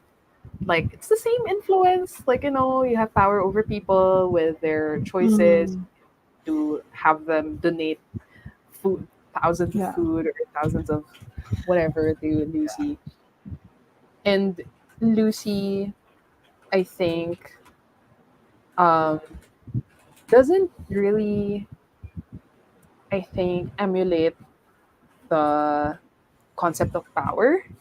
Like, Mm. she is only making these decisions out of the need for survival. Survival. Yeah.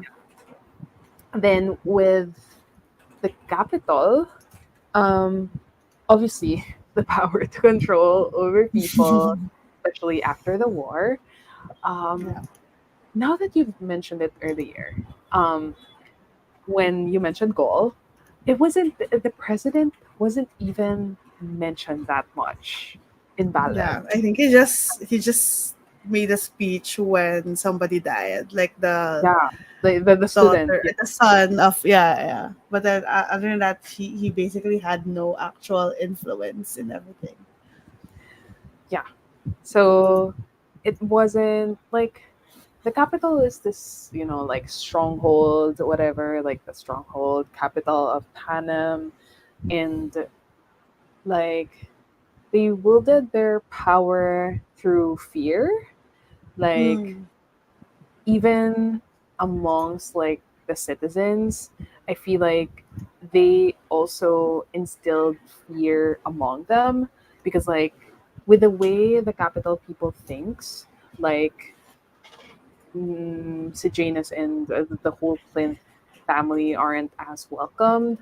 Like I feel like there's this instilled fear with the capital citizens where like if you if you associate with non-natural born capital citizens, Mm. I would, like you would be You're out here. punished. Yeah, you would Yeah. also be An strayed outcast. away from this society. Then Yeah. with the audiences in the capital, the citizens themselves, I feel like the power they have over the capital, it's kind of similar with the trilogy because like Mm. the capital is so worried as well and so well so worried about how the citizens perceive them. Like the choices that they make are also based on how the audience would react.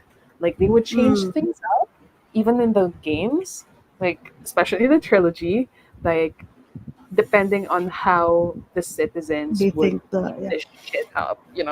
So I think that's also the power that the citizens have over the Yeah. capital.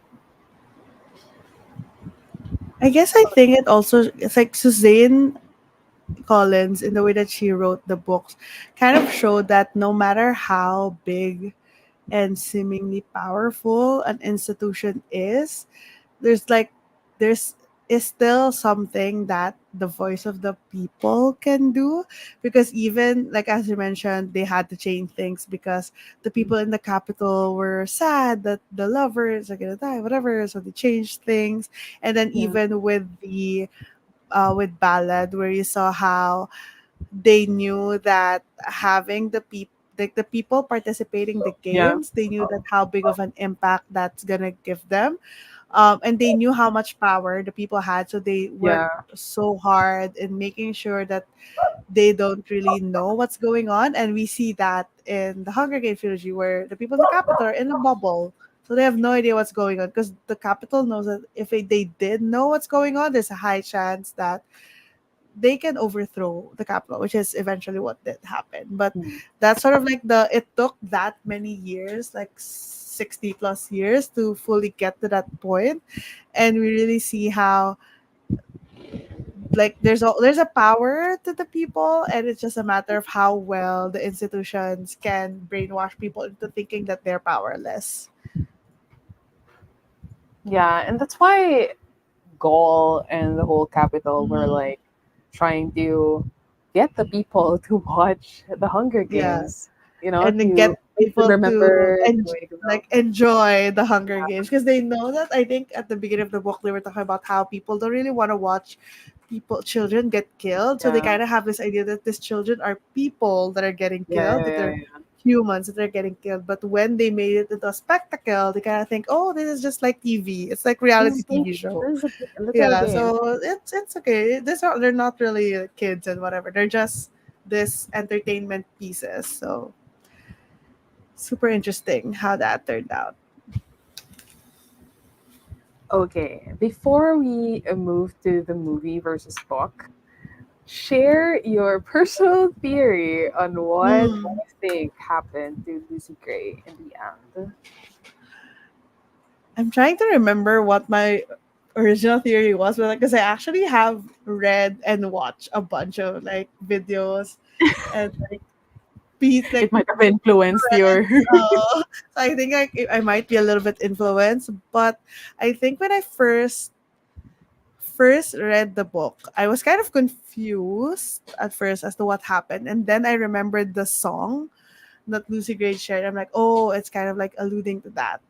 I I think for me the most realistic thing is that Lucy Gray, just at the end of the day, she was able to really realize what was actually going on. Because you mentioned earlier how in the beginning she was justifying everything that Snow was doing because of Mm, how she believed that people are like innately good and just doing things out of survival. And then when she realized that no, actually Snow isn't just doing this for survival in the real sense, it's more of for like selfish intent. She kind of realized that, and she decided, I don't want to be a part of this. This is her choosing to be choosing to be on the good side kind of thing. So I feel like mm. that's what happened. I don't think there's any more connection with Lucy Gray to the rest of the trilogy, because I know that there are a lot of like theories, conspiracy theories that like she's the ancestor of Katniss or whatever. There's some weird stuff like that. So I don't know. I feel like it's more of a it's left as like an open ended thing, mostly because you kind of like when you think about what actually did happen to Lucy Gray at the end, you kind of realize that there's not really one way to choose to be like this good. You kind of just have to take the first step in order to choose to like be on the good side kind of thing. So I don't know. I feel like that's like it's just an open ended thing, and there's like no connection at all to the rest of the series. I like to think that Lucy survived, Mm. like mostly because I don't think she deserved to be betrayed like this, to be, Mm. like she's already been through a lot. Yeah. And yeah, I like to think that she survived because But when you it's think about it, it's more realistic that things are unfair, and she even after everything she went through, she might not have survived well, because real that's life is unfair. one pessimistic way to think about it. Yeah.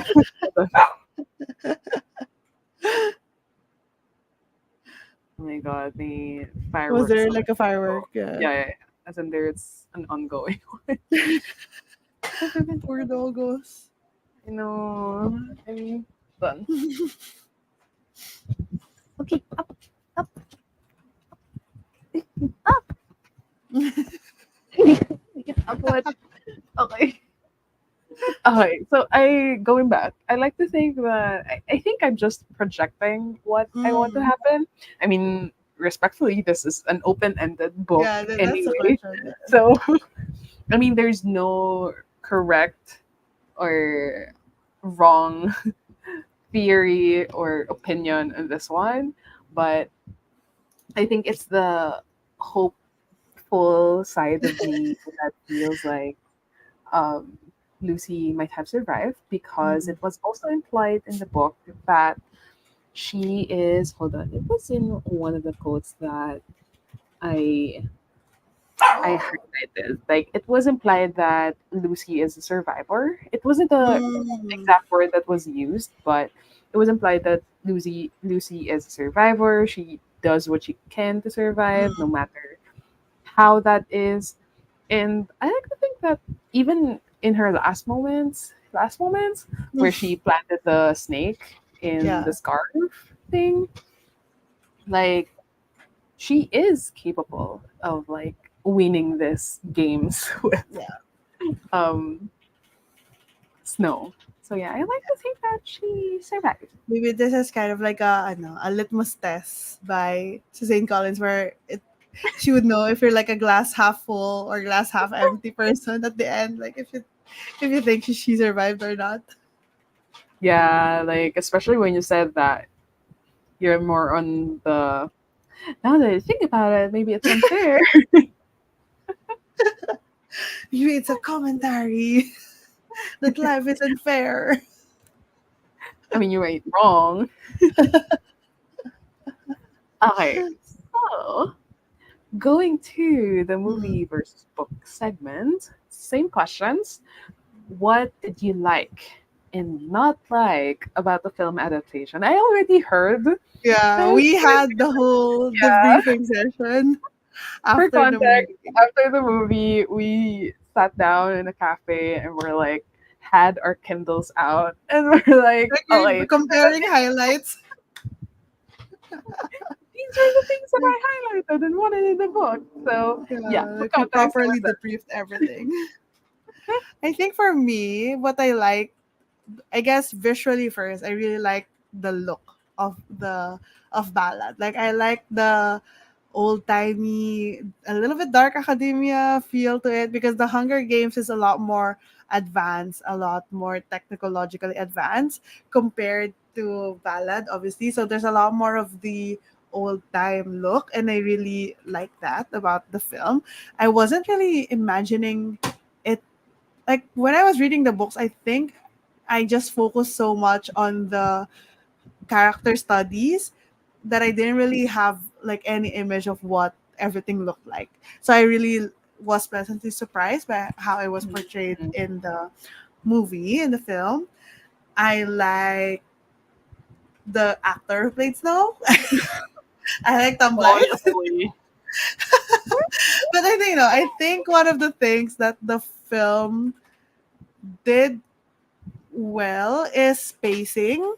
I I I think initially when we watched the movie, I talked about how fast paced it was because the book in itself was slow. But I kind of now that I'm like far removed from it, I think there was really no way to follow the pace of the book without it being dragged down in a movie format. I think the film did a good job at least hitting like the way that they readjusted some scenes kind of really made sense. Like it didn't feel like it took away a lot from the whole story is in itself. I guess the only thing that I don't like, more as a general theme, is how you mentioned this earlier, how it felt like the movie was a bit too much on the villain backstory. Sympathetic, they want us to be sympathetic to the villain kind of backstory. It's hard because the book happens all in Snow's head. Mm. So we are privy to all of his like very judgmental thoughts, his very selfish ideas. We don't really get to see a lot of that in the movie. The whole relationship was played up a lot more, how he was lovesick and obsessed with her, blah blah blah. We see a little bit of it here and there, like with the Mockingjay and everything. But the tiny nuggets of thoughts in the book that really showed how he was starting to become this really evil person. We didn't get that in the movie, and I think Yeah. maybe Tom Blythe was just so charismatic as Snow that it really didn't work out in that for that kind of angle. But that's something that, like, if you didn't read the book, you would think that this was a villain backstory that's targeted to make you feel sympathetic for the villain. So I guess if anyone wants to watch it, you should probably read the book first. Yeah, exactly. Like, I mean, one of the things I liked about it is the whole look. As in Mm, like um even the capital, I didn't even imagine it that way, like that spacious. yeah. Like I also didn't have like a vision of how the snow mansion looks like. Look like, But when I saw the movie, I was like, okay, this makes sense. I feel yeah. like when I This read feels the right. book again, yeah, this feels right. This is how I would imagine it. And it's pretty accurate. The characters as well are, I wouldn't say accurate, but Mm, it's pretty interesting.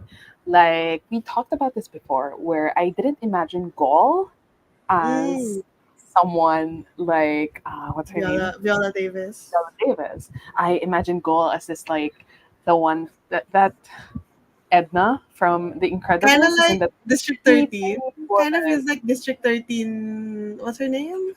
Alma Coin vibes, but a little Yeah, bit more sinister. yeah, like a little bit more annoying looking Yeah. and like someone more, I don't know, tinier and like just Hmm. because I like to think that Goal is because like Goal wouldn't look as evil as when you look Mm. at her, but in this case, like with She was the downright like Chinese, that you was knew she like was evil. one look and I know you are evil. Like Yeah. I think the maybe fact, it's playing up to the whole mad scientist look as well. yeah, I just have a Mm. different view of Goal, but I like the movie choice, like the film's choices in terms of the Yeah. characters. Did you know? This is just a bit of like a know-how that Lucy and Sejanus are a couple in They're real life. together. Yeah, I They just found out are. like weeks after we watched the movie. I think I just Yeah, saw like a post on Instagram. And I'm like, what? they're Lucy knew together. what. Lucy knew who to pick. She was on the She knew good in the road. end. Anyway, going back. So another thing I like is um how the movie was also divided according to how it was in the The book. parts in the book. Like, yeah, the parts of the book, I mean, it makes sense. Like, even if they didn't put out the The text part. cards where it shows part one, part two, part three, it would make sense because it's supposedly chronological. But Mm, it just adds more, I don't know, feelings for me because I've yeah. already read the book and at least I know what's gonna come up because okay, we're already in this part of the book. Um, I can think of another thing that I like though. I forgot when we were talking about it. I think more of the things that I don't like. Number one is I didn't like that they humanized Snow more in this Mm, movie. This is more of like getting sympathies from the yeah. audience versus like just understanding who he Mm, is as a person. He was just like, a sad boy yeah. origin because someone broke his heart because it's like, the relationship didn't pan out. But in reality, if you read the book, it's because he's super aspirational to the point that he would trample on anyone and everyone Mm. in his way. And that's why the relationship didn't work out. Yeah. Exactly. Not the other way around. So I didn't like that, number one. The second is, I think it more has to do with um, the things that weren't. in the movie that were Mm. already in the book. Like, hold on. I think we've talked about this during. I feel like I should have taken note of like what we're saying. Like, there was one scene that I wanted to.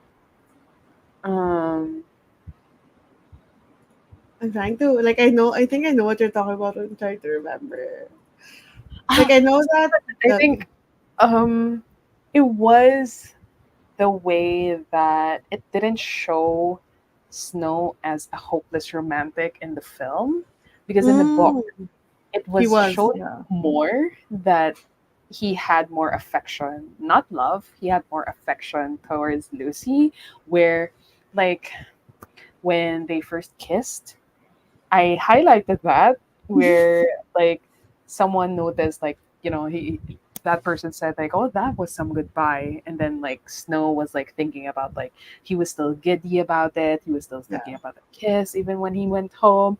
And I guess it's not easy to portray that in the movie, Yeah. but I guess they could have done more to show that he has Yeah. more, he was attracted to Lucy Gray more than what was portrayed in the film. Yeah. I think in general the film just had a lot less nuance when it comes to Snow's character, and the nuance in his character is what made the book so good. So Mm. that's probably why it's kind of like a disappointment. But then like I'm thinking about how they could have done it, and I'm not a filmmaker. I also don't know how they could have portrayed it, but that's like it's a big thing that's very important in the book that didn't translate well in the film. I guess another thing was the last part is pretty short already. Like the whole when he was already in the military. Mm, I feel like that was just bits and pieces in the film, yeah, whereas it didn't show his connection with the friends that he made with his yeah. comrades. Like it didn't show Like it what they was like were skipped doing. over. Yeah. Yeah, Because I feel like like the different parts of the book kind of shows us different points in time in Snow's life where he could have chosen things different. He could have done things differently. He had people influencing him to be a better person. He also had people influencing him and himself to like go on the wrong path. He had that every single part, like especially in the military, he was surrounded by people who were, I guess, normal people from the districts, not anyone who knows. Like he could have started fresh, no one knows who he was, not really mm, know what he did, and he could have taken that chance and run with it, but he decided to still like pursue. Like the first test was like being like he wanted to go back to the capital by taking this test and whatnot, and then he also like had this whole thing with, does he rat out to Janus, like what does he do about this situation, blah blah blah. And that kind of like shows those different choices that he had to make. But then in the book it was more of in the movie it was more of like just, oh, this is what happened. This is just the mm, setting. He was just in the yeah, yeah, district yeah. 12, blah blah blah. It wasn't really shown how like there was a lot of things that he could have done there, like a lot of choices that he made that led to that path. It wasn't just like, oh, he's just in district 12 and Mm. this is where the plot is gonna end or something.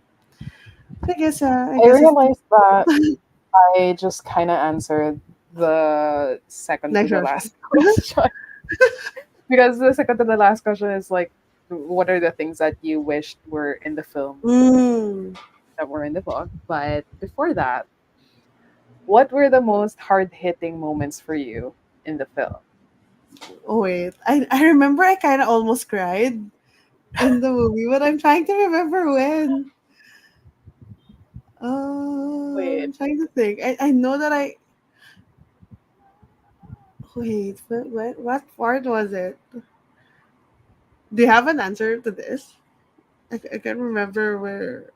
well, the hanging tree for me, as in like hearing Mm, it, hearing the origin of the mm, hanging tree, that it was from Lucy Gray and it was her who wrote it actually, kind of mm, hard hitting, because like because of the context as well of their situation, and it actually kind of reflects their relationship. So Yeah. that was kind of like, you know what? I view the Hanging Tree very differently now when I read the trilogy again, knowing what Mm. I know. What part was it? I think it was related to was it related to Tigris? I can't remember, but I'm like I know that the part um where they were saying goodbye to what's his name, to Snow. I think that As part in, gave like, me a before little going bit. to the military. Yeah, yeah. Because then at that point, you really don't know if you're ever gonna see them again until the next, I don't know, 10, 15 years or 20 years. I think is like the period of time that they have to be there. But I don't I can't remember. But I know it turned up What in if one part. what if I it can't was remember. the advanced video call? With the fish eye. Maybe, but I don't remember. I really don't remember. Well, Maybe, you might remember when. yeah. Hi. Moving to our second to the last, what were the top three things from the book that you wish they included in the film? I've already mentioned some earlier, and I'm just gonna add that I think we talked about this before as well, where Ma,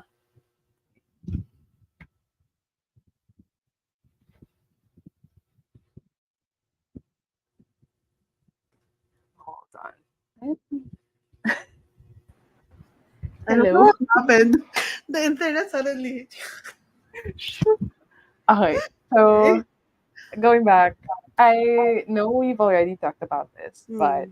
it's about Ma Plin and how the friendship slash relationship with the Snows weren't really as shown, Hmm. like versus in the book where there were multiple occasions where the Plins, or specifically Ma, needed Hmm. Snow's help aside from like taking Sejanus out of the, what do you call this, Games, the the games, arena. yeah, yeah, the arena.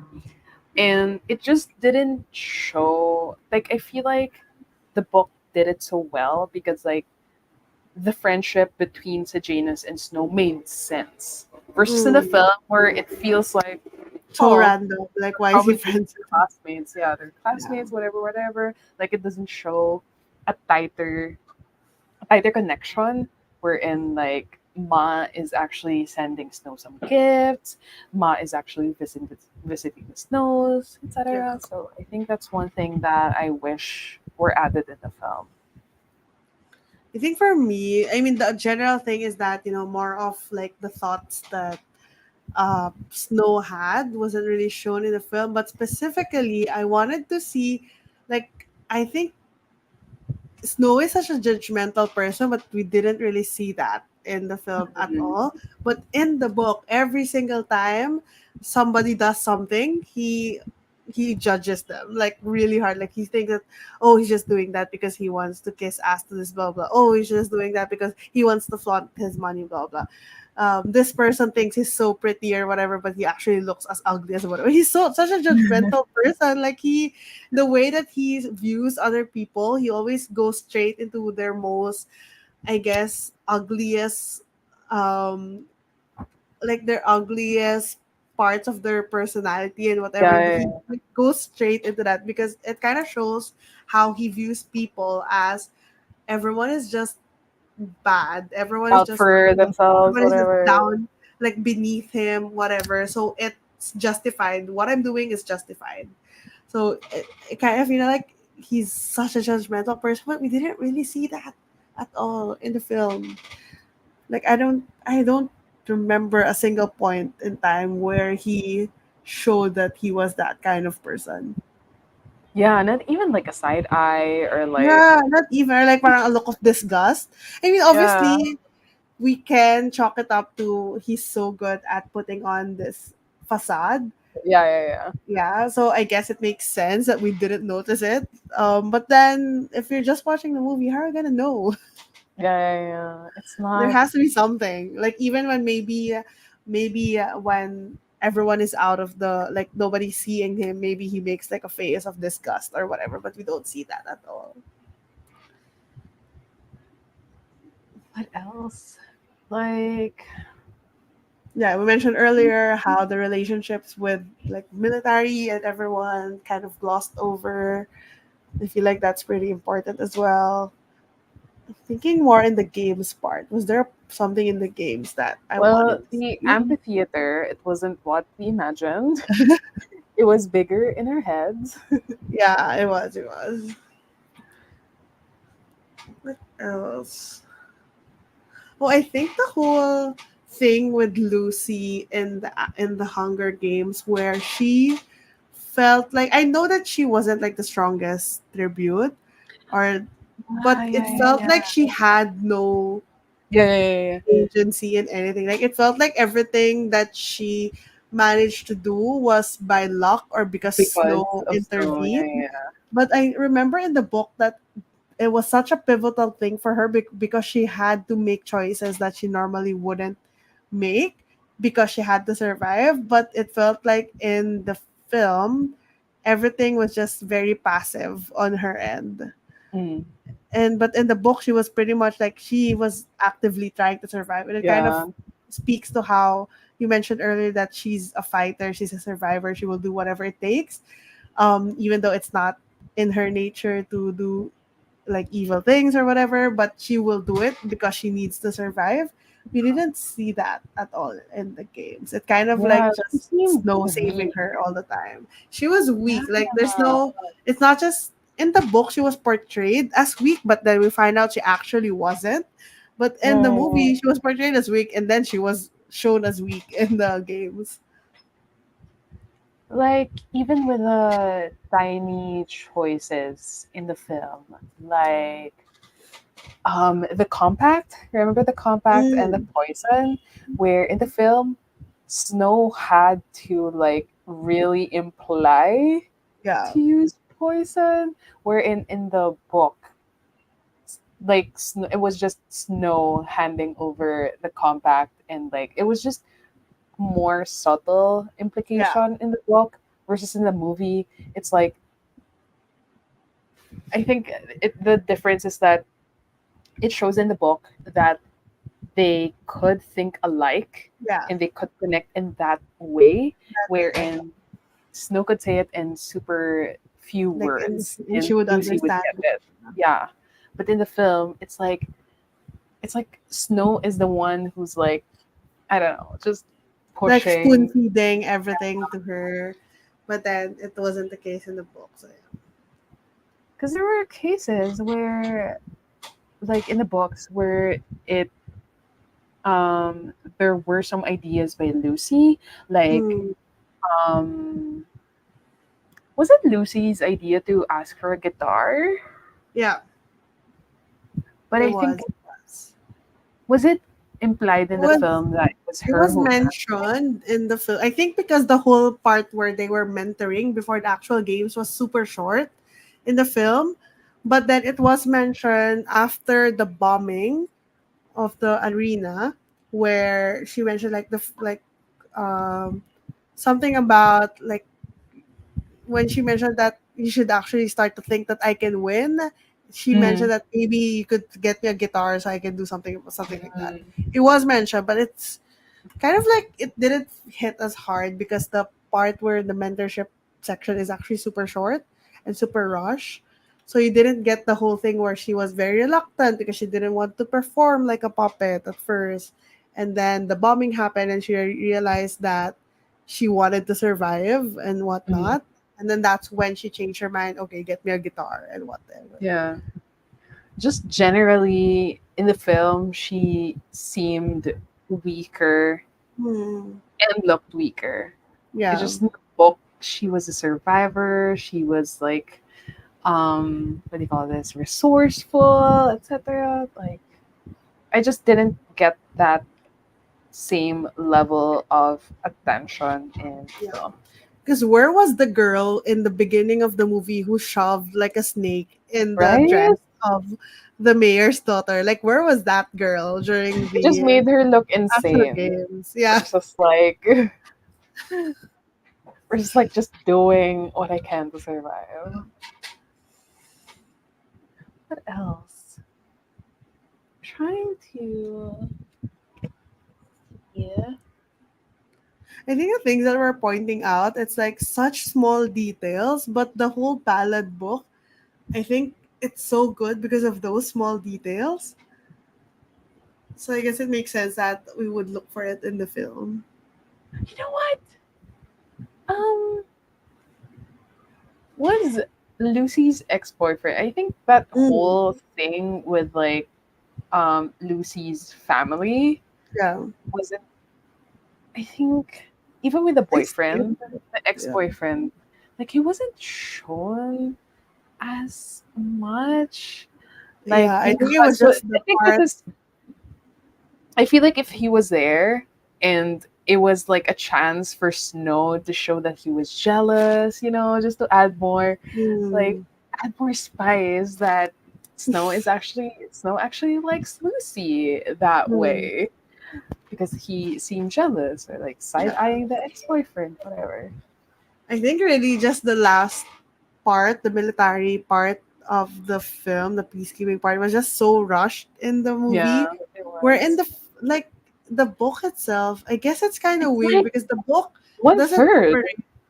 Yeah, the book doesn't operate where the beginning of the book is this part, and then there's one climax, and then there's ending. It feels like every part has its own like climax and then ending, and it starts Yeah, again, the yeah, second part yeah, yeah, climax and yeah. then ending. But then obviously in the movie they didn't want to do it that way. They wanted a little bit more traditional, like slope. So everything towards the end was just rush. They just wanted to get to the part where Snow was gonna lose his mind Yeah. over Lucy Gray leaving. Because like the book, the military part is like almost one It's third. big. Yeah, it's It big. is, it is. Because like you get like towards 50%, I think, or 60. It was when after they find out what Snow did Yeah, with the yeah, in whole the games. censorship thing. Because I think the military part was actually very pivotal in a sense where, like, this was really like he didn't have anything at that point. No money, no image, nothing to protect, nothing at that point. So that's the part where he really could have changed, and that's a part where he made the choice as not to change for the better. So I feel like that was such an important part, and probably why it's a big part of the book. But in the movie, it was rushed so much. I think one more thing that Talk about. um we talked about when we huddled post film watching huddled was I think this is to add to the point that Lucy can actually be vicious and is Mm. survivalist was when she had the snake from like hiding it in her skirt and she used that to attack someone. It wasn't shown in Ah, the yeah, film. yeah, yeah, yeah, yeah. Like Like it when in was the arena. Yeah. yeah, in the arena, it was supposed to show that Lucy is capable of hurting people to Yeah. survive. It wasn't the film. It Yeah, I was one think of it the was just movie showed books. in that part where she was just sitting with the snakes. And Yeah, yeah, yeah. then it was just like that visual, but then she didn't really do anything with the snakes herself. Yeah, because she was hiding it Yeah. in her skirt. That was like such a badass move in a book when I read it. I'm like, damn. Kind of like a parallel with what she did to the In the mayor's daughter beginning, in the yeah. beginning, because she used the same snake, whatever. Yeah. Yeah. That was so loud. Like, so, all of that, the big question is did the movie live up to the book? I if I think about it in terms of like logically, I don't think it did. I think it was fun. It was entertaining to Yeah, yeah, watch. Like the cast was great, the vibes were great. But if you really think about what makes the book so good, it wasn't in the film at all. yeah. Like Mhm. compared to the other movies where even though they cut out a bunch of things, the same sentiment, the same like big things that we really enjoyed in the book were in the film. But whereas for this one, I think maybe because the book was super nuanced, so much like a character study, and they didn't want to go that route. Because I know that there are movies that are like very character study, like the whole Before Sunrise, Sunset, whatever series. It's very Mm. much like that, right? But then they wanted to go to that with the action pack route in the movie, which makes sense because that's what the Hunger Games is kind of known for in terms of the movie franchise. But it didn't translate at all. So I don't think the film itself really lived up. It was a good film in a sense na, it was enjoyable. The vibes, the setting were really good. The actors did a great job just in sort of like visually and on the surface level portraying their characters. Like the singing, the songs were great and stuff, but it did not live up to the book in my opinion. But Tom Blythe was good. Okay, so I think I kind of agree. Like, Mm. I feel like it's a yes or no answer where there's just this eternal struggle of like comparing it to Mm. the book, whereas I'm trying to look at it as a film just by itself, but it's hard because I've already had read the source material two Yeah. times. So it's kind of hard to separate that, but I feel like it didn't live up to the book, but it lived up Mm. to the hype Yeah. of the Yeah. movie. It was so hype. It was just the Yeah. usual. It wasn't as powerful in terms of the marketing of the The trilogy Hunger before. Games. Yeah. Like, ugh, the marketing before of the trilogy was so iconic. Like, Yeah. they were putting out posters of like this whole. I think you've seen that, like the all white Mm. visual of like Katniss or like Snow, and then the all red poster, something like that. It Yeah. wasn't as good as that, but I think it lived up to the hype because like they were putting out um photos of the cast, etc. Mm. Although granted that we tried to stay away from spoilers or Yeah. teasers. Um yeah, I think just to add to your point, it didn't live up to our expectations of what we expected to be in the film from the book, because ultimately what we liked about the book is showing Snow as this morally gray character and how he possibly became evil in the future. And it did show that he was aspirational in the book, in the film, in that he wants to win, but Mm. it just No it just lands on didn't top. like it just made him look like a sad emo boy. Yeah. And I think even that wasn't captured well because like Mm. it only showed that he was heartbroken in the end. Yeah. Like even if they're trying to portray him as a lover boy, it wasn't even shown in the same depth as the book. So I yeah. think the movie itself on its own, like if I didn't read the book, I would have had fun with it. Like it was still enjoyable to watch completely. Like I wouldn't draw the same conclusions. I would think that it was kind of like a sad boy backstory rather than this whole commentary thing. But then it would be fun to watch. But Yeah. because I've read the book, because I know how good the book, how well the book did his character, that's why it's kind of like disappointing. Like that's why it didn't live up to it. But as a movie on its own, it's Yeah, really yeah, yeah. good. It's good. Yeah. It's good. It's good in general. Yeah. The casting, the even the what do you call this? The wardrobe choices, so good. Yeah. The Like setting, I don't know what I imagined when I like I said, I didn't really focus too much on like visualizing everything that's happening. But everything that I saw in the movie, I feel like, oh, it feels right. It feels right. a random question though. Do you think? I mean, same question as with the trilogy. Like, do you think Ballad would work as a series, like a mini Series. series? I think I would like it as that because then I know there's a lot of like series where it's really focused on unpacking a character, like all of their thoughts, all of their inner like monologues and stuff. There's like series that does that so well. Like it's not all about the action. So I think it would do well with that. I don't know if would have the same, like it probably wouldn't be as not hype, because obviously people would still hype it without knowing what it's like, what the format is, but it's not going to be as digestible as the movie, where the movie you could think of it is like, oh, this is the start, the climax, or whatever. But then with the TV series, I think it would be a lot more introspective, a lot more dark, a lot more adult leaning in terms of like the themes covered, the way it's portrayed. So it's gonna be a lot more adult, I think. And I think it would do well. I would watch it. I wonder if like someone else picked it up and like suddenly there's like a snow monologue Yeah, a la you.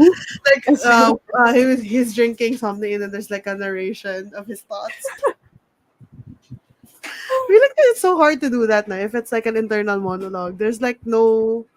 It can become very cringy and cheesy very quickly. but for you, it works. As in the series and the Yeah. book. Although I haven't read the series, but I've watched like season one and two. It Mm. just works mostly because of the genre, I think. Mm. I think it's not gonna work on a fantasy dystopic Mm. Yeah. series. Yeah. Probably I'm because you're curious though. expecting a lot of like action and stuff. But Anyway, I would watch it.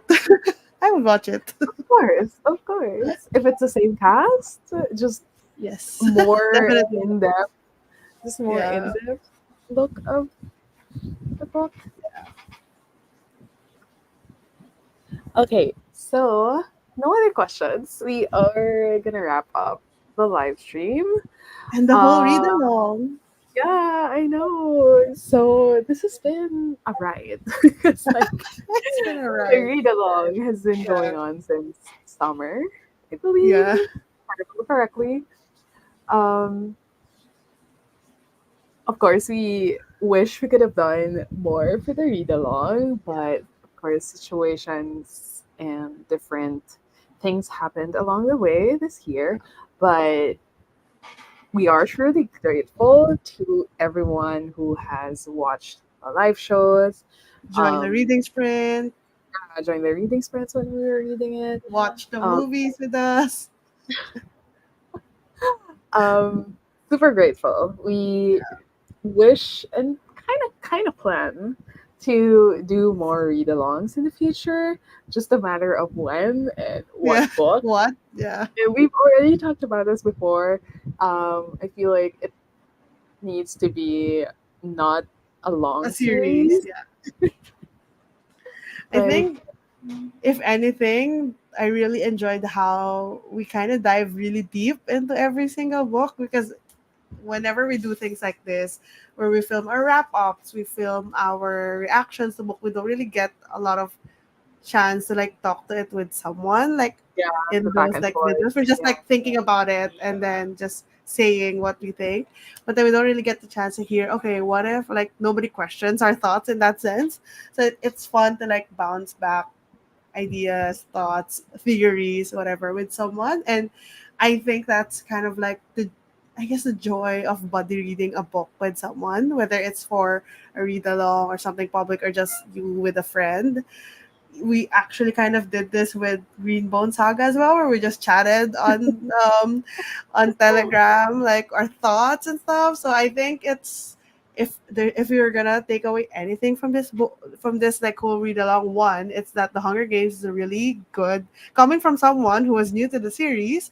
It was, I think it's a really, it deserves the hype of being the young adult dystopian series. It definitely deserves that hype, and it's something that can be read across different ages, and yeah, you will probably take something out of it, like take something different out of it depending on when you read it. And two, maybe you should try buddy reading a book with someone. Like, I don't know, just try it out if you haven't tried it just yet. Because I think it's just a really good experience. Like, and it makes you engage with the book a lot more. Because then you have to be kind of prepared to talk about the book. So you kind of read the book a lot more closely than you would if you were just reading it on your own. Yeah. And like your perspectives kind Mm, of change as well. Like your yeah. opinions kind of change as well. Because like sometimes you wouldn't see the things that Some happen the same way that the person you body read with sees sees it. how And they see it. I think the number 3 point is that maybe the next read along is the Green Bone Saga. Rereading the Green Bone Saga. Oh my god, that would be. I don't have a Or physical copy yet, so what if we go hard and do like, I don't know, Mistborn? girl, find a different No. trend. I I got I got the Way of, like, very random tangent. I bought the Mm. Way of Kings recently. I bought it in hardback.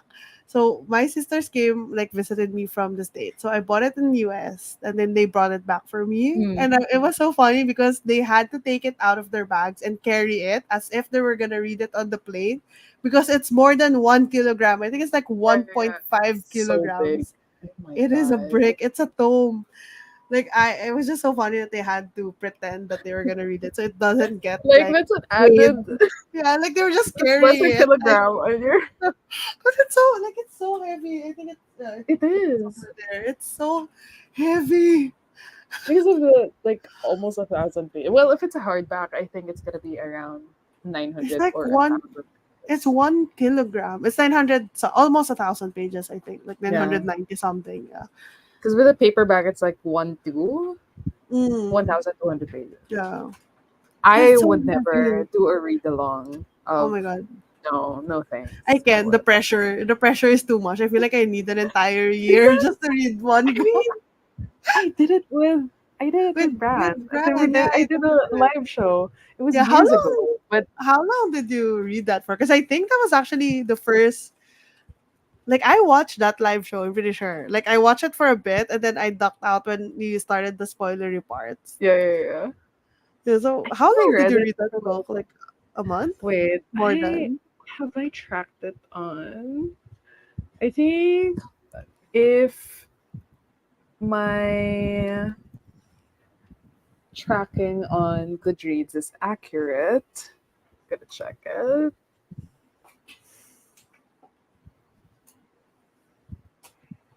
Ah, 1 month. Mm. One But then at month. the time, you were reading heavily as well, right? Yeah, it was 2021. Yeah. So I think it was a This more year. chill moment in my life. I think this was when I started working in my Yeah, current company. yeah. So things were still chill. Things were kind of chill that day, that time. Oh my Yeah, god! but I I mean, think it's I really think I good, would really good. enjoy doing like a standalone as well. A Yeah, yeah, yeah. body reading a standalone thing and But then you just did doing say it's like a gonna be live like show. a book club, but it's just gonna be a read Kinda along. like a Not book club, but we're yeah, not calling it a book club because we're afraid of commitment. So yeah, just exactly. Like it's just not gonna watch us be randomly put up a live show for something. it's not gonna be like a monthly thing. Yeah. Whereas in book clubs, it's a monthly thing. This would be like Whenever we in have. between our sprints. Yeah. I feel like we should do sprints next time, Yes. like Yes, I starting think I July. kind of missed that part as well, where we just read and it's also like a chat, like a good. It's a time where I'm not forced, but I'm more encouraged to read, and I read a lot during the sprint. So, I think that's also kind of the reason why I read less books this because year. we haven't done sprints in like months, like Yeah, two, like 3 months, I think, because like maybe that's like October. a book a week. Like Yeah, when we do sprints, at least it was one book a week. Yeah, yeah, at because least we one would book read a week. like half the book in the sprints, and then Yeah, we'd finish it for the rest. the week after. Yeah, Yeah. So I think, so yeah. So I guess announcement, we're gonna be bringing back the sprints again, so where but would it's that not gonna be Friday. Definitely not. Gonna be a weekend, most It's gonna likely. be a weekend, so hopefully more people could participate. Yeah. So at least for me, I am also planning to go back to booktube next year, Yeah. but not as I'm not like fully committing yet because I don't want Mhm. to jinx it. But me, I miss putting This is I you miss putting celebrating. I miss putting out content. I miss interacting with people. So probably that next year. How about you? Any plans for Yeah, 2024? I took a bit of a break because I got sick in December. So I think I'm still trying to make it like a weekly thing on BookTube. I probably the things that I'm currently making are I have my November wrap up, which is very very delayed, but yeah, Girl, whatever. think of it in the way that you're putting out a wrap up versus not Yeah. putting it out something.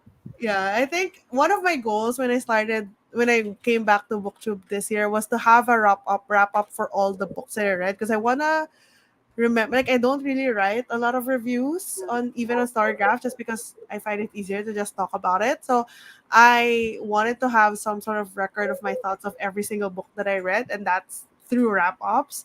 So I am pretty good in a sense where I did January, February, March, and then I did a big wrap up for all the books I read in April to I think September. July? Oh my And god. then I did October, and now I need to do November, December to like complete that goal. But yeah, I think I'm just trying to like I think I feel better about like posting at least once a week in booktube. I don't know what I'm gonna be reading next. I guess right now I'm reading The Secret History. I'm almost done. Like I am so close to finishing the Yeah, book. you can finish that tomorrow. Yeah, and that's my goal. That's gonna be my 100th book for this year. And then next year, I don't know. I think in general, one of my goals is to finish series. Like I got into a bad habit of starting 1 million series but never finishing it. Before, I used to like read a series in its entirety before moving on. But I think because I sometimes the library hold doesn't come in time, or sometimes I get FOMO of people reading something else, so I want to read it too. So I kind of don't read series in order. So now I have so like I And think I you have bought like Way of 40 Kings. plus. I bought Girl. the of Kings. Girl, look at you.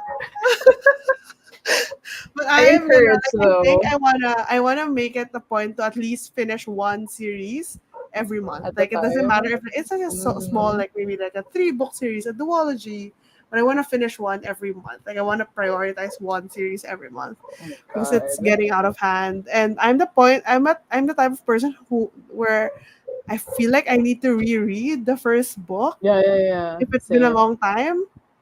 So I That's need to me with like in Way of order to Kings. avoid that, I need to like read the series as back to back. I don't know. Way of Kings is probably gonna be an exception. I'm probably just gonna like add a lot of like post-its and stuff so I don't forget what's going on. I don't think I can reread it just so I can read the next book, which is also so super long. Or like sometimes it pushes you to remember things when it's for a Yeah, video. Like if you're doing a reading vlog, most likely, versus like yeah, a wrap up. yeah. With reading vlog, I think that whenever I do reading vlog, it always just helps me remember everything a lot more. It Yeah. also helps me to read more. But then sometimes I start a reading vlog and then I forget that I'm doing one. And then I don't finish it or something happens and then I don't get to finish it. I have so many like reading vlogs that I've scrapped just because of Yeah, how and sometimes forgetting in the middle. the timing and like Yeah. where you are when you finish the book, it's not And I think very I video also friendly. I also want to stop uh not reading books because I'm saving it for a video. I feel like that's a trap that I fell into Ah, this year, where I kept putting off reading something because this will be a good video, blah blah blah blah blah. yeah. But then I think I should just read it, and then probably while I'm reading it, I get inspired to start the video. But if not, then then it's not meant to be. Because that's one of the reasons as well why I start so many series but never finish it. Because I'm thinking, oh, I'm gonna finish it in a video. I'm gonna do like a finishing a series blah blah blah blah vlog. But then I never like it doesn't pan out. So I don't read the book because I'm saving it and I don't want to do that. I'm just gonna read what I want to read and make videos whenever I have time.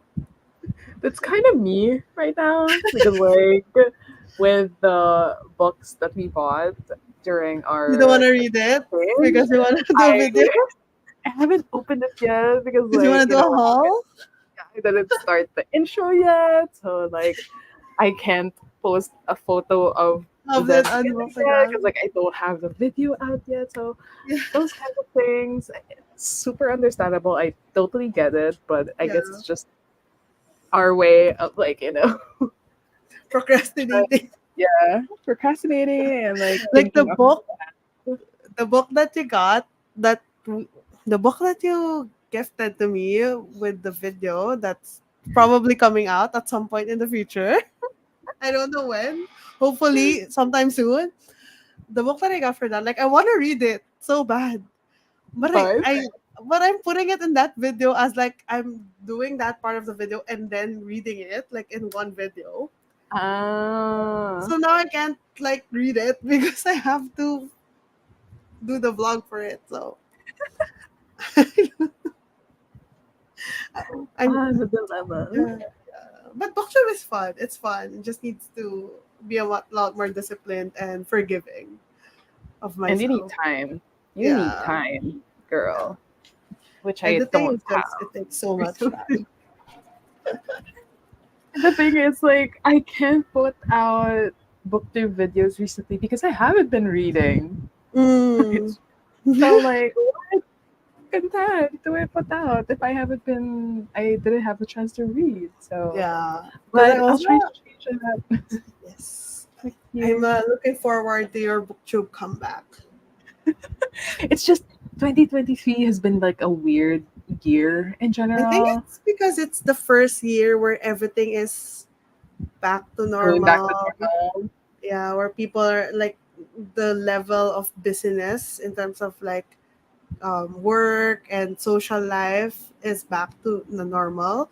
So there's a lot less time compared to when we were really in it and we had no other things to do. Yeah. So now it's a I mean, lot I easier to started say, booktube during the pandemic, so I had time. same, same. Oh my god. But hopefully, I feel But like in 2020. Hmm? no, I was gonna say for me, reading vlogs work more because Yeah. I You just consciously have to be like, okay, I'm doing a reading vlog, so I have to read more, and then I'm gonna edit this and post this, and my effort would be going to waste if I don't push don't through with this. So it makes me want to finish the video, and then it makes me want to read weekly the reading book. vlogs in 2024. How about a reading vlog per book?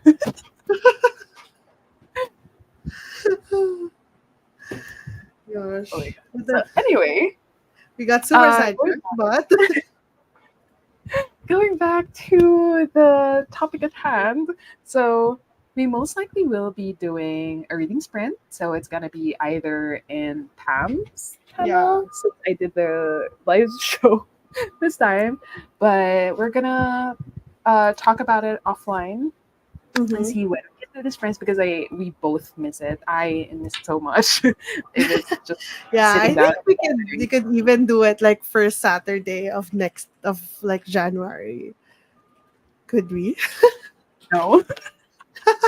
Girl, the first 3 weekends of January, I'd be Super book. busy because Oh of my god. wedding stuff of a friend. So I'd be Makes going to sense. parties every Oh, week. we will announce on Instagram. Well, Maybe a weekday, it depends. yeah, yeah. We will announce, but we're gonna be going back to reading sprints Yes.